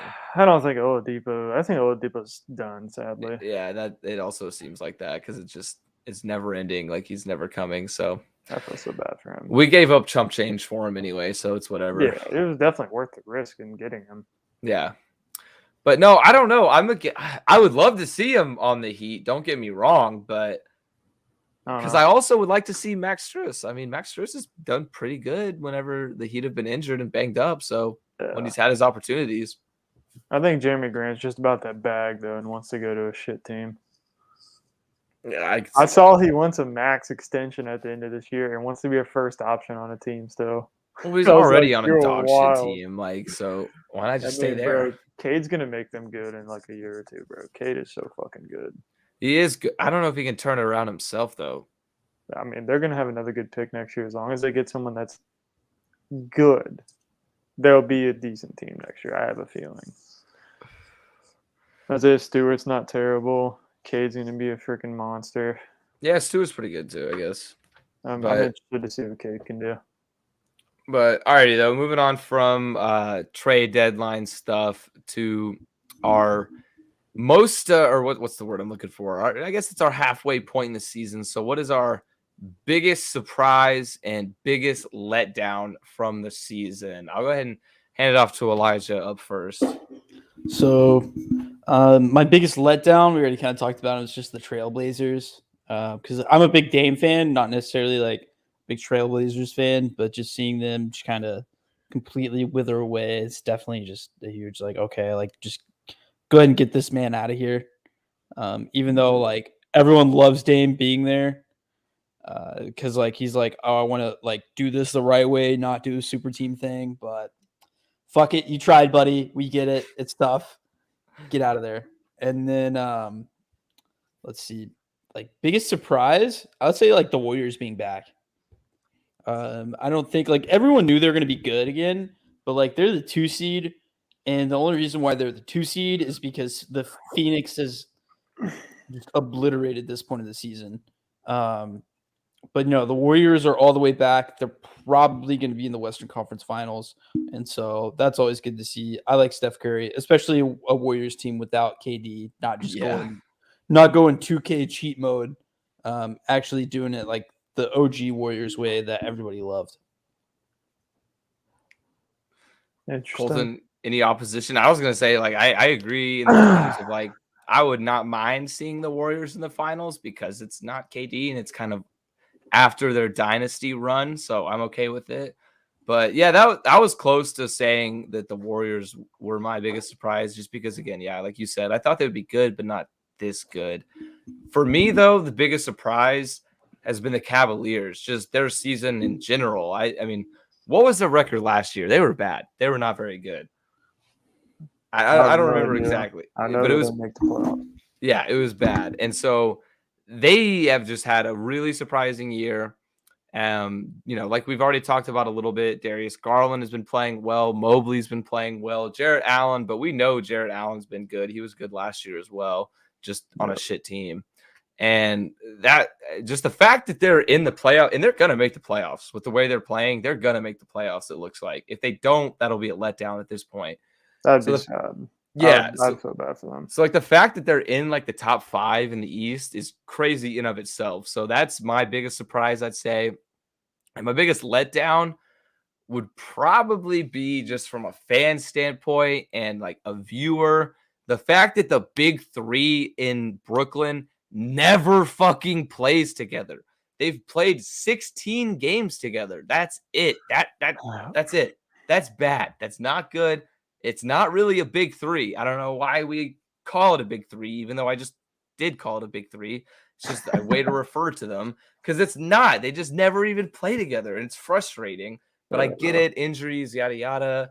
And then Kyrie with his, dumb fucking, I won't even get into it, but everything. Like, it's frustrating. I want to see them play together. I want to see what the hype is about. I want to see if the Nets can be that dominant monster team that everybody talked about them being when these deals came to fruition. So that's it for me. But Colton, what do you got?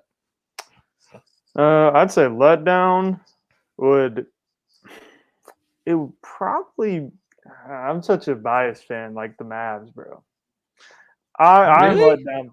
Yes, only because of this thing. Luka can never just come into the beginning of the season ready to fucking play. This is it was, I guess, a slow start. This has happened the last 2 years in a row, bro. Luka comes in. I don't know if he's really overweight or not. I think people kind of push that too far, but it just seems like he's not there. He's not fully engaged and fully ready in the beginning of the year. We get off to a shit start. Everybody starts panicking, and we want to trade everyone. And then we fucking hit like 20, 30 games in. We hit like a good-ass streak, and we're back in the playoff hunt. We're back. Like, I think we're like the 5th.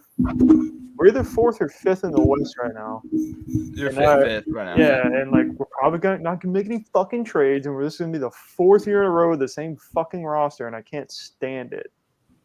I cannot stand it, bro. I mean, you do make a good point. Like they did get off to a slow start because I think at one point they were like 16-17, had a losing record, but now they're 31-23, 5th in the West. But yeah. I think it's funny too what you said about like the Luka fat over exagerations. I mean, bro, he's fat, bro. He's definitely put on some weight. Like when I looked at his picture from his rookie year to this, he's definitely put on weight. But like from his sophomore to this year, I couldn't really tell that big. No, from sophomore, but like from this year to his rookie year, yes, bro. I was like, damn, like he is really chubby, 100%, and he just doesn't look like he belongs on an NBA court. I know. He's still so fucking cold. He's still so good. Wild, bro. Super inconsistent with shooting, but dude. I don't know. Like, I know you're a Mavs fan. Do you like follow like Mavs stuff on Twitter that often? Like, do you look at it that much? Been out of the loop. This graph made me so confused. There was a graph like on his what's the word? Basically, like trends on how he shoots throughout the season this year. Literally, like it seems like almost every single game, he either shoots nearly 100% from the free throw line and like almost 0 from 3, and then it just flip flops. He either shoots amazing from 3 and shit from the free throw line, or amazing from the free throw line and shit from 3. Every time, it's almost he almost never has a game where he shoots like good at both or even decent at both. Do you think we'll finally win a playoff series though? I think we have to make a trade. I was about to say I agree because I mean right now just the West is, the East is more competitive in the sense that it's so close. Like it's like one game separating the 4 seeds, but the West is just, I mean, better. Like the Mavs they have 31 wins and they're in 5th. Meanwhile, in the East, 31 wins. Actually, I guess that would put you in 6th. So never mind that. But still, though, I feel like their competition would be better. Because like they're going to be playing the Jazz. Like right now, if the season ended, they'd be playing the Jazz, which I actually think the Mavs have a chance. I think we could beat the Jazz. Yeah, I think the Mavs have a chance. I was about to say, give me the Jazz. No. What about I was about to say the Grizzlies? I don't think so. Maybe. I don't think so. Grizzlies, maybe. I don't know. We beat the Grizzlies. Luka owns job, bro. Anyways. The Suns and Warriors, this year, we're bro. not touching them. It's a I new don't know. draw. He kind of does. Suns and Warriors, yeah, absolutely not. It's not happening. Suns and Warriors, no. That would definitely be an L. What about, I mean, below you even? Yeah, I think you beat the Nuggets. You beat the Timberwolves. Beat the Nuggets unless Jamal Murray and Michael Porter Jr. are back. See, that's my thing with like the West versus the East too. Is like after the Mavericks, you're right though with the Nuggets once they get their players back. I don't know if MPJ is coming back, but they've been talking about Jamal Murray possibly coming back. Dude, if they had both of them, bro, they could be third right now in the West. But that's the thing is because after the top 5, really, there's a big drop off because the Nuggets right now, without those guys, I wouldn't consider them a threat whatsoever. Carrying them. Exactly. Yeah. Jokic is really it. Whereas the East, I feel like top to bottom is more competitive. Like, yeah. But the best teams are in the West is the thing. It's like the Suns and Warriors are definitely the top 2 teams right now. I mean, it's Bucks are right there still. It's so much better East and West than it was. Yeah. Yeah. The East has just gotten so much better over the last few years. It's crazy. I remember everybody used to talk about how bad the East is, and now the East is arguably just as good. Yeah, every time LeBron carried the Heat to a ring, everybody shit on me because they're like, "Oh yeah, that's such an easy playoff path." Fuck you. I mean it was. But... The East were bad, bro. We can't sit here and act like they weren't. Wow. Every opponent LeBron played in his Miami playoff runs had a better net offensive and net defensive efficiency percentage than any opponent Michael Jordan ever played in his career. So they weren't that bad. Are you sure you don't have a LeBron burner account? I have a boner for LeBron. I won't lie, bro. But not a burner. No, I took that in my own. I got a boner for LeBron, but not a burner. I'll say that. No burner, but I won't lie. I'm a little bit of a LeBron stan. So did you say every single opponent ever? Yeah. Well, no, in the finals. Oh, I guess that kind of defeats the argument of playoff run. But yeah, I was about to say, bro. Yeah.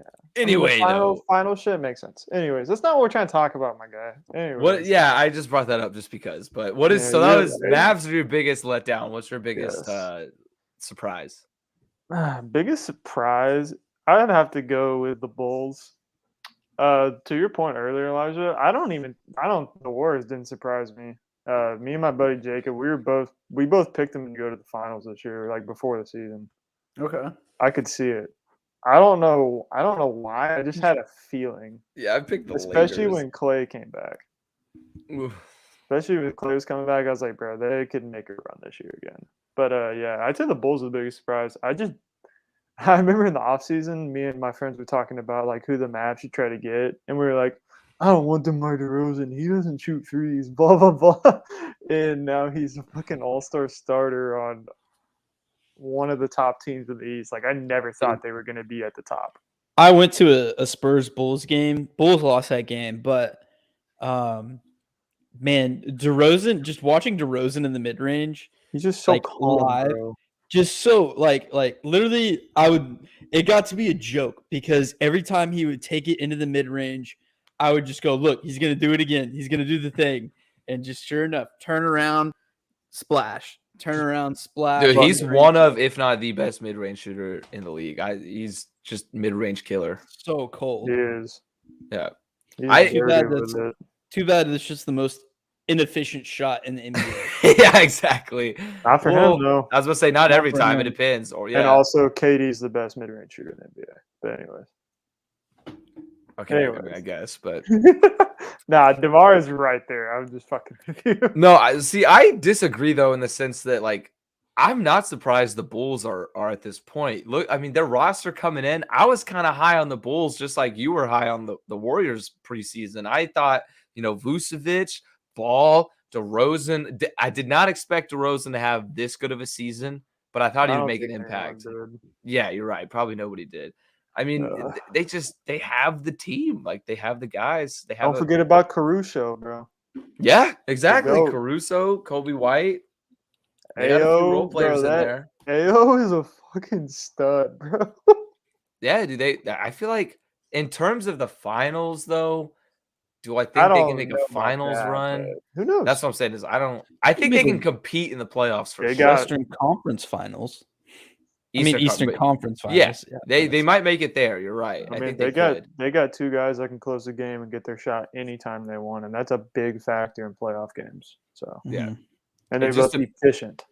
Yeah, it depends a lot on their Yeah. matchups too, because right now they're slotted to play the Nets, and who knows, like Kyrie, KD, and Harden could all be together for the They're playoffs. and slotted then to play the Nets right now. the Nets are 7th right now. That is wild, bro. That'll change. Oh my god. Yeah, and they're Honestly, the Nets do it on purpose, bro. They're gonna go all the way down to 10 so they can make sure that Kyrie's there for at least 4 games. Dude, I dare them to go to 10th and then get the 8th seed in the play-in, bro, because I guarantee the Heat will sweep them. No, not really sweep them, but I think the Heat will win. Yeah, maybe. The Nets record with the big three isn't that great. I don't So know. KD putting on that backpack though. Jimmy Butler also does that, so But never know. I love Jimmy Butler's- Butler. He's not. you're good. right. Not the same way KD does. You're right. Dude, KD's in a hey, different tier. Jimmy do defensively though, no cap. He does he's a everything, monster. bro. Like he just I does just it all. don't understand why he can't shoot threes anymore. I can't believe his fucking injury back in Philly fucked him up that much. Yeah, he never shoots threes. Like it'll be a rarity if he makes It'll one just a be game. random when he shoots Yeah. too. Yeah. It's like, all right. why don't Which you I shoot kind of it, bro? respect because like he still does it, like whenever he's just like fuck it, like he just does it. But like Yeah, I don't get why. I'm just like, why don't you just shoot him when you're open, dude? it keeps defenders on their toes, I guess. Yeah. But Alright. alrighty though, so now that we're at the halfway point, not exactly yet, but almost. We've had our preseason predictions a while ago, and mine have been wildly wrong because I had the Lakers in the finals. But anyway, what are our current? If the season were to end today, who do you think would make the finals? What are y'all's predictions? I'll go ahead and go first. Mine might not be so popular out of the West, but I think the Grizzlies. I think they have just the culture. They have the have the momentum. They have, I don't know, bro. I believe in Ja this year. I believe in what they're doing with Jackson and Bane and everybody. I like it, bro. I really do. And then out of the East, I mean, I think we all know the answer to this. I'm going with the Miami Heat. And this is, of course, partially biased, but not all the way biased because I think the Heat actually have a legitimate chance. I wouldn't be saying that they do unless I really believed it. I think they have a legitimate chance of competing for the finals. So that's what I'm going with right now if the season were to end today, Grizzlies versus Heat. Okay. Elijah, what do you got? Yeah, Elijah, get that. Well, I wasn't ready for this. I didn't know this was an outline, but I'll go Nets out of the East. And out of the West. Nets out of the East? Okay, hold on. If the Nets are not healthy, who do you have? The Nets aren't healthy. Like if there's no KD. Yeah. Then Or if any of them are injured. I guess it'd have to be the Heat, right? Like Yeah, you do definitely. I mean, no. Bucks. I'd go Bucks. Take the Bucks over the Heat. interesting. Giannis is just too good. I can't argue. I mean, yeah, without the Nets there, yeah, Giannis. I'll take Giannis all day. I think it's certainly a Forgot about him for possibility. second. And then out of the West, I guess I'll ride with the Warriors. Okay. That's definitely a possibility. Yeah, I think the Suns have a really good chance of going back-to-back finals. But I don't know. I'd really like to see Steph Curry in the Western Conference Finals against the Suns. Yes. That'd be that would be really cool. Again. Yeah, very good series. That's gonna be must-watch TV. So And as much as I love Steph, I want to see Chris finally beat him. I'd be that might down be for like that, it too. might be like the pseudo finals too. Because those Yeah. might be the best two Be a teams. little Very Bills arguable. Chiefs action. Yeah, exactly. Like Yeah. Bills Chiefs of the NBA. Except for the Bengals are better than both, but whatever. There I you just go. got to comment again, Ryan. You're fucking wild for saying the Grizzlies are going to the finals. Dude, they're 37 and 18, bro, and they're playing out of their minds. They're riding hot. I don't care. You're just saying because it doesn't bang, bro. Fuck Dude, you. maybe a little bit, bro. But Ja Morant is also the fucking he's the most improved player this year. I think it's stupid. This is a totally different topic. I think it's stupid to give someone in their second or third year in the NBA the most improved player. No, I don't That's think just Josh regular. That's just regular development. Even though I'm kind of hyping up Ja, I don't think he should be considered for that because like right now Vegas has him as like a minus 300 favorite. He should be considered for MVP, not yes, I agree. MIP. If you're at the level of an MVP candidate, you shouldn't be allowed to be in the MIP. Yeah, and it's not like he was that bad last year. I think Desmond Bain should be more of an MIP than Ja. He should be the favorite. Yeah, Desmond Bain has been insane. He's a fucking star. But even then, it's like his first or second year. Not a normal progression, but it's still a progression. True, you're right. Didn't Giannis win Most Improved Player? Yeah, but he literally started like 2 points to like 6 points to like 17. Okay. Like he was like a bench warmer. That's like you've seen those skinny pictures of Giannis. You know? Yeah. No, I remember skinny Giannis. Yeah. Mm-hmm. I mean, there's context to everything. Obviously, what I'm saying isn't 100% flat true all the time. Like, that's a good point. Like, he definitely deserved it. Honestly, Miles Bridges should be in there as well. Yeah. All right, what's your take, though, Colton? Okay, first, I want to hear real quick who y'all picked to win. You didn't even include that in either of y'all's picks. Oh, who I picked to win? I have the Heat winning it. I really think we can win it all this year. But the thing is, if the Grizzlies don't make it, if it's the Warriors or the Suns, I think we lose. Okay, so based on matchup, I agree. Yeah, I think it's based on matchup. I don't think we're like a guaranteed. I think we'll lose to either the Suns or the Warriors. Okay. In a good series, though, I think either way will compete. Yeah, I agree. Healthy Nets squad versus Warriors. That'd be sick. That'd be awesome. That would be awesome. Yeah, I'd run with KD. I agree. I would take that too in that matchup. Take that. Yeah. Okay, so I got Suns coming out of the West. Yeah, I can't argue with it. I mean, I gotta go with Suns out of the West. I'm just gonna give you a full outline of my Final Four. I think it would be Suns and Warriors, Western Conference Finals. Probably. Grizzlies getting bounced in the first round. Fuck you. Fuck out of here, dude. By the Nuggets. Well, the Nuggets are probably going to finish 6th. Honestly, I feel like the top 6. If it's the Nuggets, if Jamal Murray comes back, then yes, they'll beat them. I feel like the top 6 in the West is going to stay the same. I don't see the Timberwolves jumping the Nuggets. Actually, maybe. I think the Mavs could jump the Jazz. The Jazz? They could. They might even jump the Grizzlies. No, man. Nah, bro. The Grizzlies keep it up, bro. Nah, dude. Like a trade, man. You never know. Anyways, and then the East, it's going to surprise y'all, but just depending on what Philly does with Ben, I honestly could see Philly making it. As good as Embiid is playing, no one can stop him. I mean, you're right about that. Embiid's averaging like 35 points or something in the last month? Yeah. Something ridiculous. This is me saying this, though, with the Nets not being healthy. So if the Nets were healthy, you would take the Nets? I think I'd have to take the Nets. Nets not healthy. I could see like Bucks and Sixers. And it would literally just come down to who plays better, Giannis or Embiid. I feel disrespected. Bucks and Sixers, not even the Heat in the Eastern Conference Finals? I love the Heat, bro. I don't see them beating either of those. Okay, they could beat the Sixers.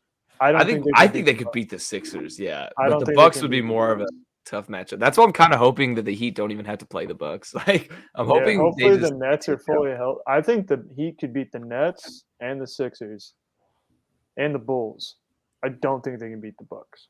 I think they got him back in the bubble, and they're never going to beat him again in the playoffs. No, I agree. No, I would be most scared to play the Bucks if anybody in that matchup. So it's crazy I say that though, because like they literally have the best defenders for Giannis.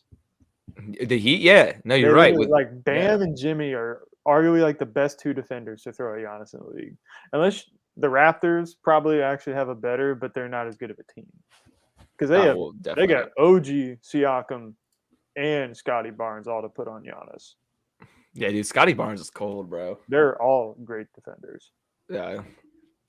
But yeah, and then winning it. I got my boy CP3 getting that ring finally, bro. Dude, I would love to see that though. I felt so bad for CP3 after they just choked. I did. It wasn't even a choke. I think Giannis just took over, bro. You're kind of right. Yeah, they didn't even do anything. Giannis just started fucking going in on Aiden, bro. It was wild. I don't even like Giannis that much, but I was just like, damn, bro, he deserves it. He definitely did. Yeah, he played his heart out. He fucking went off, bro. He just took over.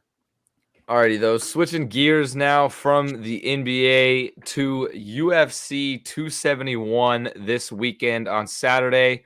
We have a huge main card. It's not as stacked as the 3 championship fights we've seen in recent history, but there are a few must-watch fights on this one, especially the main event, which is Israel Adesanya versus Robert Whittaker in a middleweight bout, which I cannot wait for. It's a rematch. It's probably the best fight Izzy has ever had in middleweight. Whittaker is the only one who's really, really tested him, really had a chance of beating him. So I'm excited to see that. We also got Derek Lewis and Tai Tuivasa fighting in heavyweight, which I can't believe this matchup is real. I'm so hyped for it. Derek Lewis has always been one of my favorite fighters just because of his interview antics and everything. And then you got Tuivasa, who's become a recent fan favorite after doing a bunch of shoeies and stuff, just knocking everybody out, bro. Their styles are just technically, they're terrible. They're just terrible technical fighters, but they swing that bitch, bro. They be swinging. So I can't wait to just see who catches who with one. I think it's going to be Lewis, but we'll get into that in a bit. And then we also, another big one on the main card is Jared Cannonier versus Derek Brunson.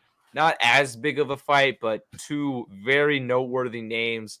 And fuck Derek Brunson. And I know Colton agrees with me on that. So we'll get into that. So first up, let's get some predictions just on the 3 big ones. You know, why not? So Colton, I'll go ahead and edit it off to you. You're a big UFC guy. Who you got in these 3 fights? Okay, I'm gonna start with Tuivasa and old Derek Lewis. Mm-hmm. I'm gonna go with Tuivasa. Really? As much as Derek Lewis got a chin, bro, I think Tuivasa's got that confidence now, man. He's coming up. He does. I just see him having a good trajectory. I could see him just pulling it out. And I think it's probably gonna. I don't even know if it's gonna end in a knockout. It's gonna be hard. It has to, bro. It has to end in a knockout. Oh no! I feel like every fight I say that about though is like just so boring. I was about to say if it goes to decision, I would give it to Tuivasa. If it goes to knockout, I think Derek Lewis probably pull it out. I haven't watched enough of Tuivasa to be honest to know if he has that much of a chin, but I know Derek Lewis has a fucking Tuivasa has a chin. I've been watching his last 4 fights. He could take a hit, but I don't think he's ever fought anybody that has the power like Derek Lewis does. So yeah, that's literally all Derek Lewis has. I don't know. Fuck Greg Hardy. That is true, bro. Yeah, Greg Hardy do have power. He's got a rock, dude. Greg Hardy. Oh. Yeah, but also with Lewis too, you're right. Like you said, if it goes to a decision, I think Tuivasa would win as well in a decision. But that's kind of how Lewis is in every fight. Yeah, you know, he just has to knock him out or he's gonna lose because he just fights like a fat fucking hippo that stands there. Yeah, exactly. He's literally just great in the UFC because he has power, and that's it. It would be sad though to see him kind of fall from grace, you know, after having the interim belt and then losing to Gane the way he did, which was, I mean, inevitable. Look at Gane. And Lewis had the interim belt? I don't even remember that. Yeah, Lewis. No, not the Lewis was fighting for the interim belt. My bad. Yeah. Lewis and Gane were fighting for the interim belt. Gane kind of embarrassed him. Yeah. And so now if he lost again to Tuivasa, it wouldn't be 2 in a row. He won another one. I forgot who it was against, but I don't know. I just don't want to see him fall in the ranks. I like seeing Derek Lewis up there, bro. He's so funny. Nah, I'm on Tuivasa all the way. Fuck. Dude, they're 2 of my favorite fighters. I can't, dude. I'm actually gonna hammer Tuivasa at plus 165. It's good odds. I can't lie. It's good odds. Oh, okay. He's an underdog. Yeah. This is Tuivasa's step into the big boys. He's been on the come ups. He's a fan favorite. Like, he's just one of those fighters that really only people that pay good attention to the UFC know about, but this one's going to put him on the map for sure. The UFC has strategically put this forward to Tuivasa. He's going to go in. He's going to kick his ass. Fucking bet on Tuivasa. Dana definitely gave him the opportunity of his lifetime. Like, if he wins this fight, you're right. That will send him up into maybe he can have a say. Yeah, maybe he can do something in heavyweight. He 100% deserves this fight too. You're right. He definitely deserves it. I agree. with his streak, his confidence, everything. So it seems like you guys are both with Tuivasa. Even though I love Tuivasa, I'm gonna go with Lewis. I have to. Okay. What do you got in the next one, Colton? Cannonier all the way, bro. Cannonier, I agree. Cannonier's taking his ass out, bro. Derek Brunson fights like a drunk bitch, and I can't stand watching him fight. That's a good way to put it. I don't even care about his personality. That's annoying as well. But like, I just cannot stand watching him fight. I don't understand how he beats people. Yeah, because what is he? He's like top 5, I think, in ranking wise. He might be. I know they're both. This is both a ranked fight. Hold on, I'm gonna look this up. Yeah. UFC. Cannonier fought a really good fight against Whitaker. Whitaker's just that fucking good. The Cannonier's a monster. Yeah, Brunson is number 4. Cannonier is number 3. Yeah. So Cannonier is. So this is probably the next. This is probably the fight for the title. After, you're right. Whitaker. Yeah, you're right. Whoever wins this gets Adesanya, which is going to be. Is Costa 2? Let me see. UFC rankings. No, I think Whitaker is 2. No, yeah, Whitaker. Oh no, Whitaker is 1. Vittori. Vittori is 2. Who? Marvin Vittori. Who did he beat? Did him and Costa fight? I don't know if him and Costa fought, but I know he fought Adesanya and he lost. Yeah. Costa is ranked number 5, right below Brunson, but I think that's hilarious because Costa would probably beat the fuck out of Brunson.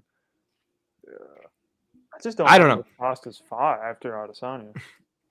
I like Jared Cannonier in that one as well, but I think it's going to be funny because although I'm kind of prematurely predicting Adesanya to beat Whitaker, I think either one of them would beat Cannonier. So, I mean, Whitaker already beat Cannonier.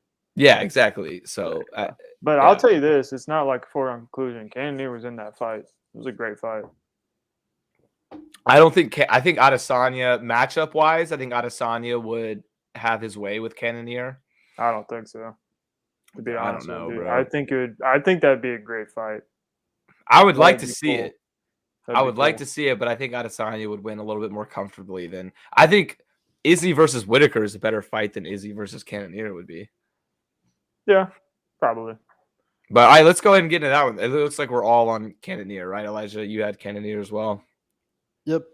Yeah. So what do you got, Colton, for the main event, the big boy, Adesanya, Stylebender versus Whitaker?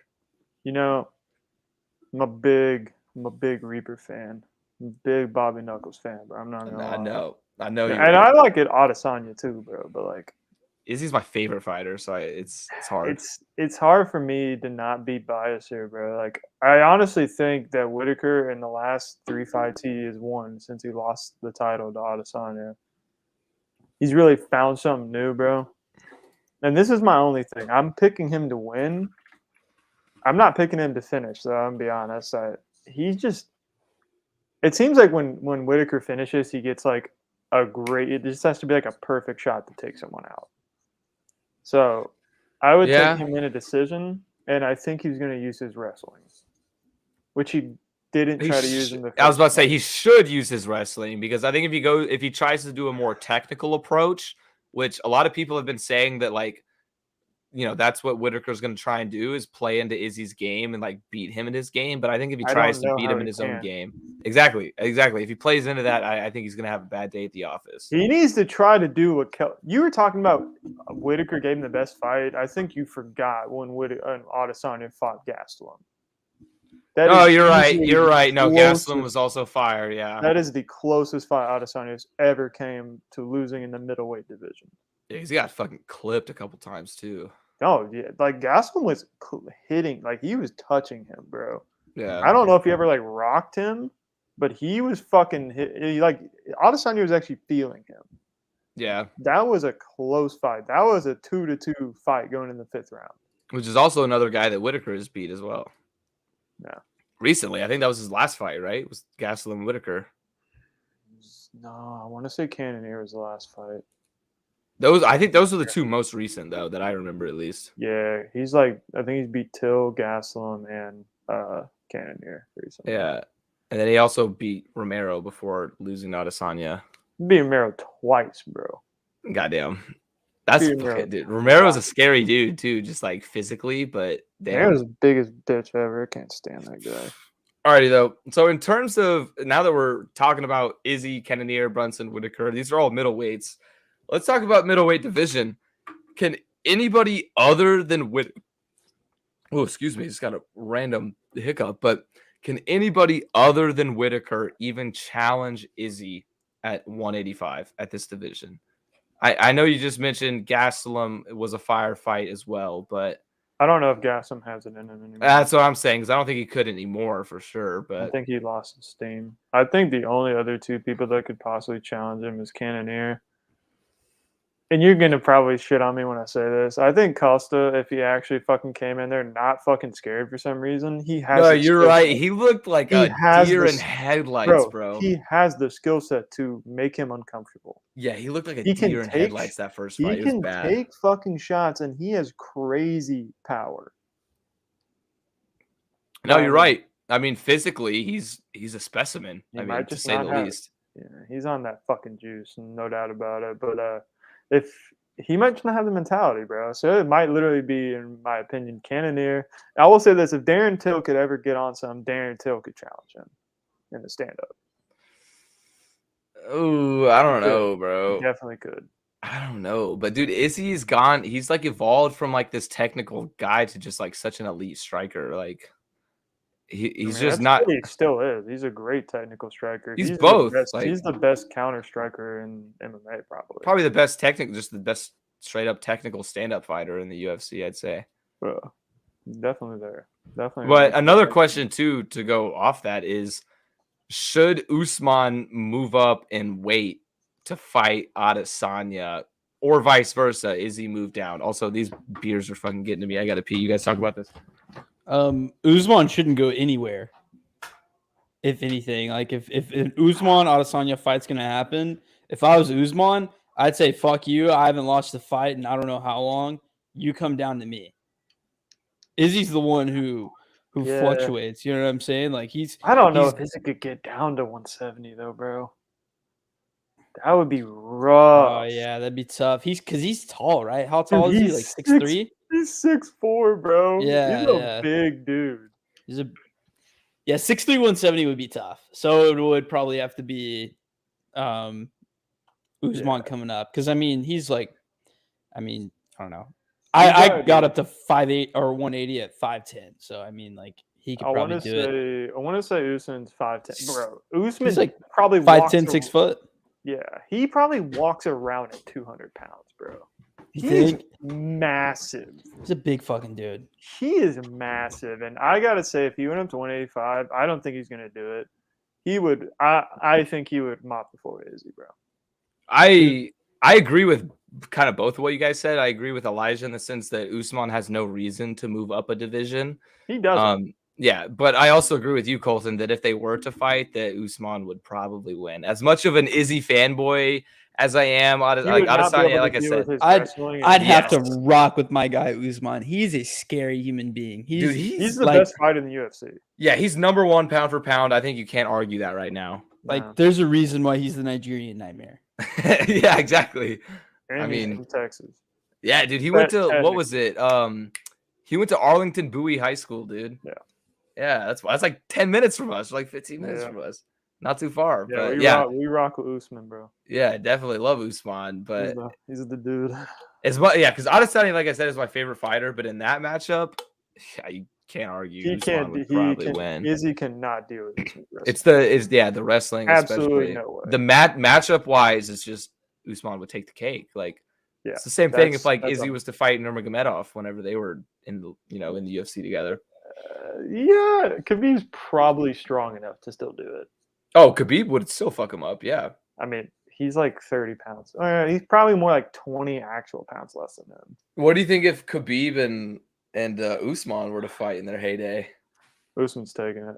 I think Usman would take it. Honestly, it's hard for me. Yeah, it's hard for me to say, dude. Just because of the stand-up, I don't think Khabib is that much better of a wrestler than Usman. If he's even better than him, Usman's boxing is 10 times better. I agree completely. The wrestling is close. Not even just boxing. Stand-up in general is way better. Yeah. Khabib low-key might have more power, though. I wouldn't be surprised either. I think I would give the edge. like slightly give the edge to Khabib on the ground, but stand up wise, you're right. Yeah, 10 times better. We haven't really got to see any of at least like in his later fights. We haven't got to see any of Kamaru's jiu-jitsu. Khabib got dirty ass jiu-jitsu. Yeah, like insane jiu-jitsu. So it would be interesting. I think whoever landed the first takedown win the fight, though. Yeah, you might be right though. That could be like the type of fight where they fight 10 times and they split it 5 and 5. Like, yeah, I could totally see that. Just happening. because those two dudes, I wonder if either of them have even gotten taken down in the UFC. Usman, I think Usman has, but By who? Who was it? It may have been Usman. Because I'm trying to think. There was a fighter I was watching recently that was like he's literally never been taken down in his UFC career. It might be Usman. You're right. Ngannou. It's Ngannou. Yeah. No. Gane never got taken down. Right. That's what it was in Ngannou. Yeah. Gane had never been taken down. You're right. And then Ngannou got 5 on him, bro. Dude, that was crazy. Insane, dude. We need to talk about that for a second. Such a sick fight. I used to hate on Ngannou. Fuck it. I used to hate on Ngannou. I was like, I love him. He's my favorite. He just has like decent boxing and crazy power. He showed me some. Dude, how do you? Oh yeah, he did. He showed me another side of him that I didn't even think he had. I love his story. He seems like a great you have person. to. Yeah, you have to. Torn ACL and MCL. Yeah, I think that's bullshit, but that's just me. I want to see the medical reports.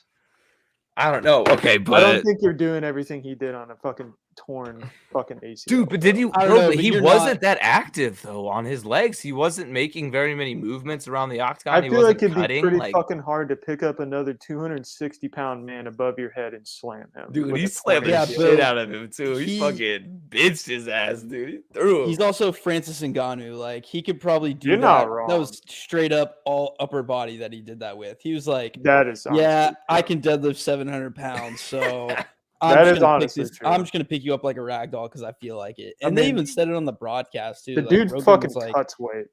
Yeah, like he doesn't look like the same Ngannou. Like he's not moving the way that we're accustomed to. Yeah, like, he was very still. I mean, even if he didn't have the torn ACL and MCL, like he was saying, I mean, he at least had something going on. He at least had some kind of knee pain there too. Yeah, he does have something. But first round, bro, like Gane looked so comfortable, bro, and he was like, comfortable until he got taken down. Exactly. Like I was like, oh shit, because I had a lot of money on Ngannou, and I know Elijah did too, and I was like, oh shit, dude, Gane is like legit. And wow, he is legit as fuck. I think he's legit too. I'm not arguing at all. He run that fight back, and he works on his takedown defense. He beats him. That's another thing I wanted to bring up is in the heavyweight division. Literally, what Ngannou and Stipe, what happened with them. Yeah, that is actually why I started not liking Ngannou. Is after that fight, I was like, this fucking motherfucker didn't even train wrestling. I don't know if y'all knew that. Before that fight, he literally did not train wrestling in his camps. Dude, but he still beat his ass. He said it. Huh? Still beat his ass. Yeah, 3 years fucking later. I mean, Ngannou got his ass rammed by Stipe. What are you talking about? Yeah, but he also lost to Derek Lewis. Are you going to say that Derek Lewis is better than Ngannou? No, but Stipe was better than him at that point by far. Well, at that point, yes. He's still better than him all time. Stipe is still the greatest heavyweight ever. That's what I wanted to get into. That's what I wanted to get into. Is do you think that Ngannou and Gane, because I agree that if Ngannou and Gane fought again, the result could be different. I think they're the top two dogs by far. The heavyweight division. The lightweight division is always the most entertaining. It's always the most guys to talk about. Right now, it's heavyweight and lightweight. That's what I was about to say. Is I think heavyweight is a close second with as entertaining as it is. So, do you think Ngannou and Gane as a pair are the next, Stipe versus Cormier, or even better? Because personally, I think both of them. I think they could definitely be better. Yeah, that's what I'm saying. Because I think at the end of their careers. I think they can be well above and beyond both where Stipe and DC was, which is hard to say with as much as, Stipe especially accomplished. So, well, and Ngannou's towards the end of his career, and kinda. Gane is like, I mean, he's still not even 30, right? Is it Gane or Gane? I thought it was still Gane. You're right. Actually, it is Gane. Cyril It is Gane. Gane. Gane is the correct pronunciation. I don't know why my brain always just says Gane. You're right. Same it is Gane. It kind of looks like it has an E at the end. Yeah, it is Gane. It's with the French. Exactly. They do it weird. But isn't Gone like 28, 27? He's younger. I know Or he's is he- definitely younger than Ngannou. Let's look. I'm gonna look it Yeah. up real quick. Can you fact check, please? Because he's But- only fought, I think, 11 fights, professional fights. So. Yeah, but Ngannou is like 33, 34. He's about to turn 32 in 2 months. Ngannou. Gone? Yeah, he's 31 right now. Gone is? I mean, I thought he was younger. 31 Yeah, is pretty young. dude, for- that- You're That's right, though. what 31's they- not bad. Yeah. That's one of the things about UFC because I'll be like, dang, like this dude's an up and comer. Like, that's crazy. And he's like 32. I'm like, what the fuck? Yeah, it's like, what? No, but that's Bro, I not all think- too uncommon. Yeah. I think there's a real thing to be said, especially once you get to light heavyweight and heavyweight, is when you get that grown man strength. You That's get that true. grown man That's strength, true. bro. I don't know if that's a real phenomenon or not, but it sure No, fucking it's true. seems like it. I mean, is. bro, look at like Dan. Like, who's the guy I'm thinking of? Not Dan Dan Henderson? Hooker. No, it's like the curly-headed dude that Ben Askren really likes. The skinny kid, curly-headed dude. Chase Hooper. Yes, Chase Hooper. Yeah, Yeah. Hooper. Like anytime he fights somebody older than him, bro, he gets bitched. Like he gets kind of bitched, but Man, he can he's do some just- damage He's just against the weak younger as guys. fucking general. I mean, yeah, dude, he looks like his just a arms look great like my submission. arms. They He's a literally look great as skinny as submission my artist. arms. Yeah, Yeah, he's He's- fantastic. He's Ben he's- Askren. skinny boy. He can't wrestle like Ben Askren. You're right, not as much, Nah, but jujitsu Grown, wise. grown yeah. man strength is a real thing though, because like It even like has to be. just getting older, like feel more stronger than I have, Yeah. And I don't even like I don't know. It's real. It just seems like your muscles after a develop. while, it just happens. Even if you're like, it's just weird, bro. That's what I was trying to say though earlier. Is like it seems like all the light heavyweights and heavyweights really become their best after 30. Mhm. Like the only person you can really point out that's different than that was John Jones. Well, I think especially for UFC athletes in particular, yes, I Yeah. agree with that. I also think there's also a kind of a selection bias in that aspect because it's still so recent that UFC and MMA has become mainstream. So a lot of them didn't even start training it and getting ready for MMA till they were older. Like Cyril Gane was a kickboxer or Yeah. a Muay Thai fighter. I forget, one of the two. John Yeah. Jones. I think it was just a Muay Thai. wrestler. Yeah, John Jones was just a wrestler.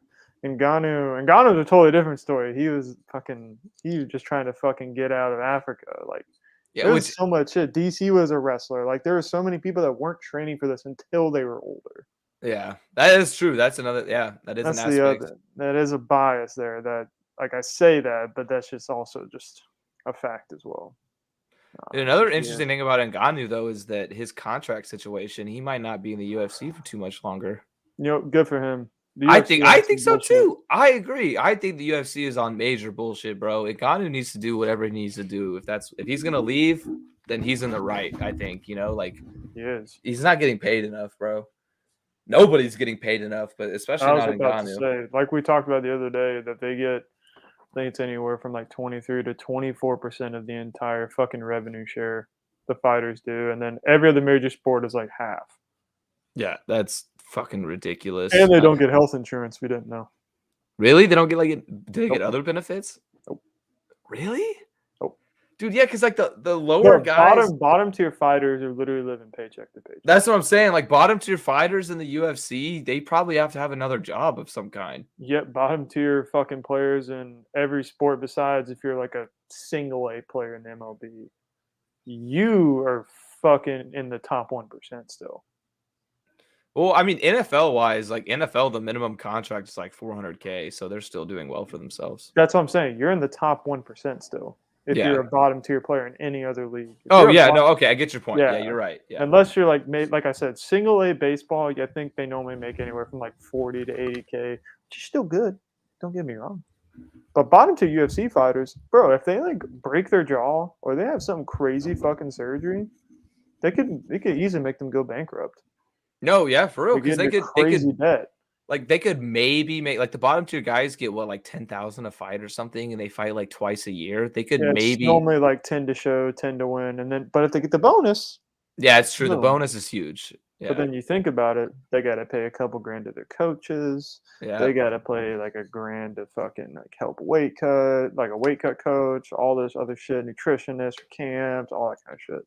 Now They you're really right. get fucked. They do. Yeah, it's and Dana And then has the come out. UFC doesn't let them get sponsors because they're a bunch of cucks. That's another thing too, is I was about to say money from sponsorships. Well, UFC's a bitch about it. So yeah, exactly. Like, and Dana's come out and like denied all these claims that the fighters are underpaid. And it's like, Dana, I love you in every other aspect other than this. Like you're just dead wrong about it. I understand that you're the businessman trying to make your money, but you've made your money, bro. Like, I'm just help the they're fucking underpaid. fighters out for once, bro.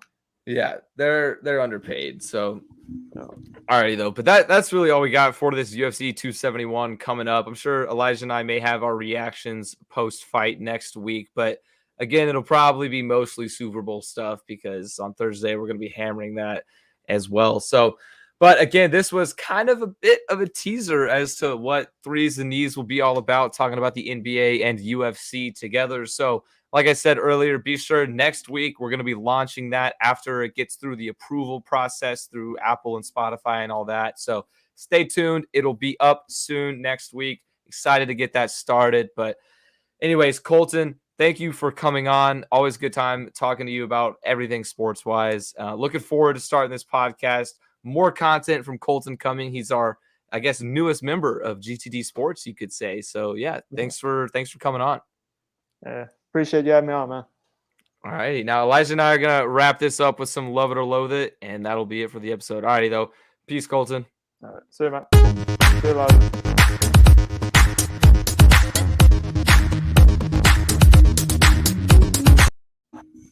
Oh, shoot. It ended. But all righty. Let's go. Let's do it. Love It or Loathe It time. I want first. You want first? Oh, you said it with – you were confident. You were ready for that. I want it. All right. All right, first up, we got the MLB is stopping testing players for steroids. This is kind of big. I love it. MLB is just such a trash league, dude. They can't get their shit together. Everything's like an oxymoron. Like, first they don't let Barry Bonds into the hall because he used PEDs. Then they stop testing for PEDs. Exactly. It's just such shit time. And it's like, what are you doing? Maybe it's like a collective bargaining thing that they're trying to work on with the new CBA because of the lockout. But you're the league with the biggest problem. Like, why are you outlawing the steroids thing? Like, literally, baseball and steroids will forever be linked because of the steroid era. And now you're going to stop testing? But okay, I guess. I mean, more dingers. Yeah, exactly. That's what I was like. More dingers, more piss missiles, baby. But I don't know if this will bleed over until the regular season. I think it's just to try and urge people to get negotiations going to end the lockout. But I don't know what the fuck's going on. It's wild. I love it though. I hope they just hit dingers all the time. Take steroids. Fuck it.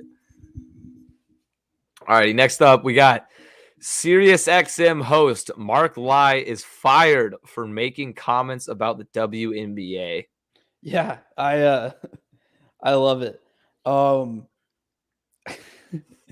So what he said is he would rather shoot himself than be forced to watch the WNBA. So that's pretty extreme. It's pretty bold to say, yeah. But the funniest part to me about this is he said all this in defense of the LPGA. Because he was saying, like, well, 10 years ago, the LPGA was like super boring. He was like, it was like the WNBA, which I'd rather shoot myself or something like that if I played basketball watching that. But then he went on to like defend the LPGA and like how it's actually awesome. And like Kelly Norda is insane and like going on and just like gushed about the LPGA. But he had those negative comments about the WNBA. So SiriusXM fired him. I don't know. I just think the whole situation's kind of comedy. That is pretty funny, actually. Yeah. I hadn't heard about that, but yeah. Alrighty, so we already talked about this a little bit, but LaMelo Ball will make an All-Star Game appearance as a replacement for the injured Kevin Durant. Yeah, love it. Love LaMelo. Yep, I agree. All right, and then we got the official Madden Super Bowl simulation pick has the Bengals winning 24-21 over the Rams. So I love this actually. The official Madden simulation is 2-3 the past 5 Super Bowls. So it made me love it even more because now they're due. I was about to say they're due to even out. Yeah. If they were 3-2, I would be way more worried. I'd be like, oh man, like it's gonna be for my Bengals bet. I was like, well, Bengals are fucked. But 2-3 to bring them back up to 500, I love it. I did too. That makes me a little bit. Good sign. Yeah, it's good juju. It's one of those weird things. It just has seems to have an effect, even though it really doesn't. But they had it. The simulation went like 24-21 Bengals, last second McPherson field goal to win it. Oh fuck yeah, dude! And he would hit that shit, bro. Money McPherson, baby. Yeah, he's not missing. Dude, he's god tier. But all right, let's see what you got. All right, MLB umpire Joe West retires after 5,460 games. So I'm gonna love it, not for the fact that he's retiring, just because of the fact that he had an iconic and such a tenured career. Unfortunately, he's not in the ranks of those of Angel Hernandez, but he's still an icon. So I love it. All right. Brooklyn Nets open to discussing trading James Harden with the 76ers for Simmons.